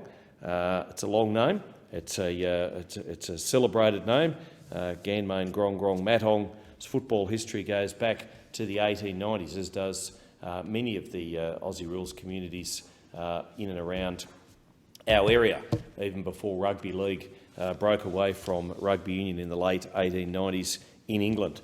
But we need better facilities, and I know the sports program that Senator Mackenzie oversaw had its critics, but it was oversubscribed that much that it made it all but impossible to allocate all of the funding that was well-deserved, that was necessary, and I hope the incoming government places an emphasis too on sporting grants, but particularly for country sporting grants, because you can't place a price on what that does for country communities. Whether it's swimming pools, I mentioned the Mornington Island swimming pool in my previous speech, and I will make sure that happens by hook or by crook. Shouldn't say that now that we've got a knack in, but I really want that to happen, because there's an Aboriginal community that does not have a swimming facility. And, you know, the next budding Olympic champion could come from that Aboriginal island community in the Gulf of Carpentaria. It could well do that. And I know that I'll work with the member for Ballarat, the Infrastructure Minister, to make sure that happens. And we'll do it fairly, we'll do it properly, we'll do it according to the books, but we'll do it. We will do it. And Kyle Yanner, the Mayor there, can rest assured I have his back. I would give some comfort to the member for Riverina to observe that proceedings in Parliament can't be used as evidence in a court. I think I've got that right. The question is that the motion be agreed to, and I give the call to the member for Swan. Thank you, Deputy Speaker. We live in unprecedented times. It's something that we've heard repeatedly. We're in the midst of a pandemic. We have global tensions which are pushing up energy prices. Our country is currently grappling with floods, and we have a skills shortage. It has been a challenging time for businesses and people, but I am proud to be a part of a government that's bringing people together. That's because the Albanese Labor government is about uniting Australia, not dividing it. The Jobs and Skills Summit was about doing exactly this, bringing Australian businesses, workers and community groups together to develop a roadmap towards building a stronger economy that works harder for people and the nation's productivity. From Bennelong in New South Wales to Belmont in my electorate in Western Australia, community roundtables formed part of the Jobs and Skills White Table process to discuss how we can improve lives and livelihoods by increasing productivity, unlocking skills, creating good jobs and businesses for tomorrow. On Friday the 18th of November, I held a Swan Jobs and Skills Roundtable to provide an opportunity for 60 businesses and community leaders to have their say on how we can build a stronger economy that benefits our community. Joining me for this event was Toll Global Express CEO Christine Holgate, who generously shared her insights on adaptability in an uncertain business environment. My community was excited to spend some time with Miss Holgate, who won the 2022 Australian Award for Excellence in Women Leadership.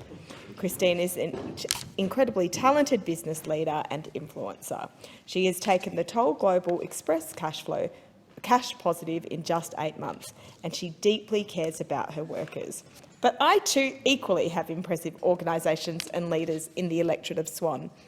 After learning about the challenges for people with a disability getting employment, the town of Victoria Park set out an employment target of 5% by 2025. But then we have outstanding businesses like Our Ruby Girl, which is a beloved cafe in Como. The Effervescence owner, Sarah Yates, is trained as a psychologist and has worked in mental health in the disability space. Her passion resulted in her opening a cafe. 50% of employees at Our Ruby Girl have a disability. I like to think of Sarah Yates as the Twiggy Forrest in the disability space. Twiggy's keen and interested in seeing the transformation of the resource sector in a low-carbon future. Sarah is creating best practice of what employers can do and achieve loyal workers who happen to have a disability.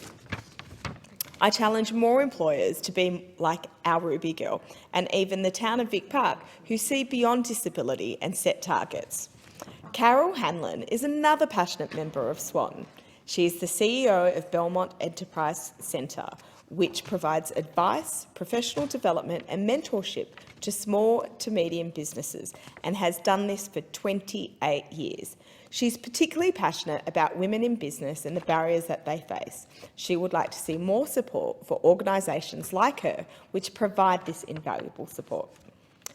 Then we heard from John Kennedy, a builder who spoke about the need for better support for students wishing to pursue trades so that construction businesses like his can count on future generations to have a rewarding career that's well paid, building homes, businesses and community infrastructure. He was also keen to see increased skilled migration and was concerned about where people would live. Interestingly, Christine Holgate's concern was also the cost of rent for her employees. I note that the Albanese Labor government is working on some of these issues already. An additional $1 billion in a joint federal-state funding for fee-free TAFE in 2023 to accelerate the delivery of 465,000 fee-free places. Also, an increase in the migration program ceiling to 195,000 places in 2022-2023 to help with those critical skill shortages. And we also have a plan to build 1 million homes between 2024 and 2030. There is more work to do, and that's why we had this consultation process. All the participants were buzzing with excitement at what our future could look like. Thank you to those participants. And a particular thank you to my state colleagues, Jeff Baker, the member for South Perth, and Hannah Beasley, the member for Victoria Park, for their attendance and putting this event together. I'd also like to acknowledge the town of Vic Park Mayor, Karen Vernon, and the City of Perth Mayor, Greg Milner. Thank you. The question is that the motion be agreed to. All those of that opinion say aye. Aye. Against say no. I think the ayes have it. The Federation Chamber stands adjourned until 10:30 a.m. on Monday the 6th of February 2023.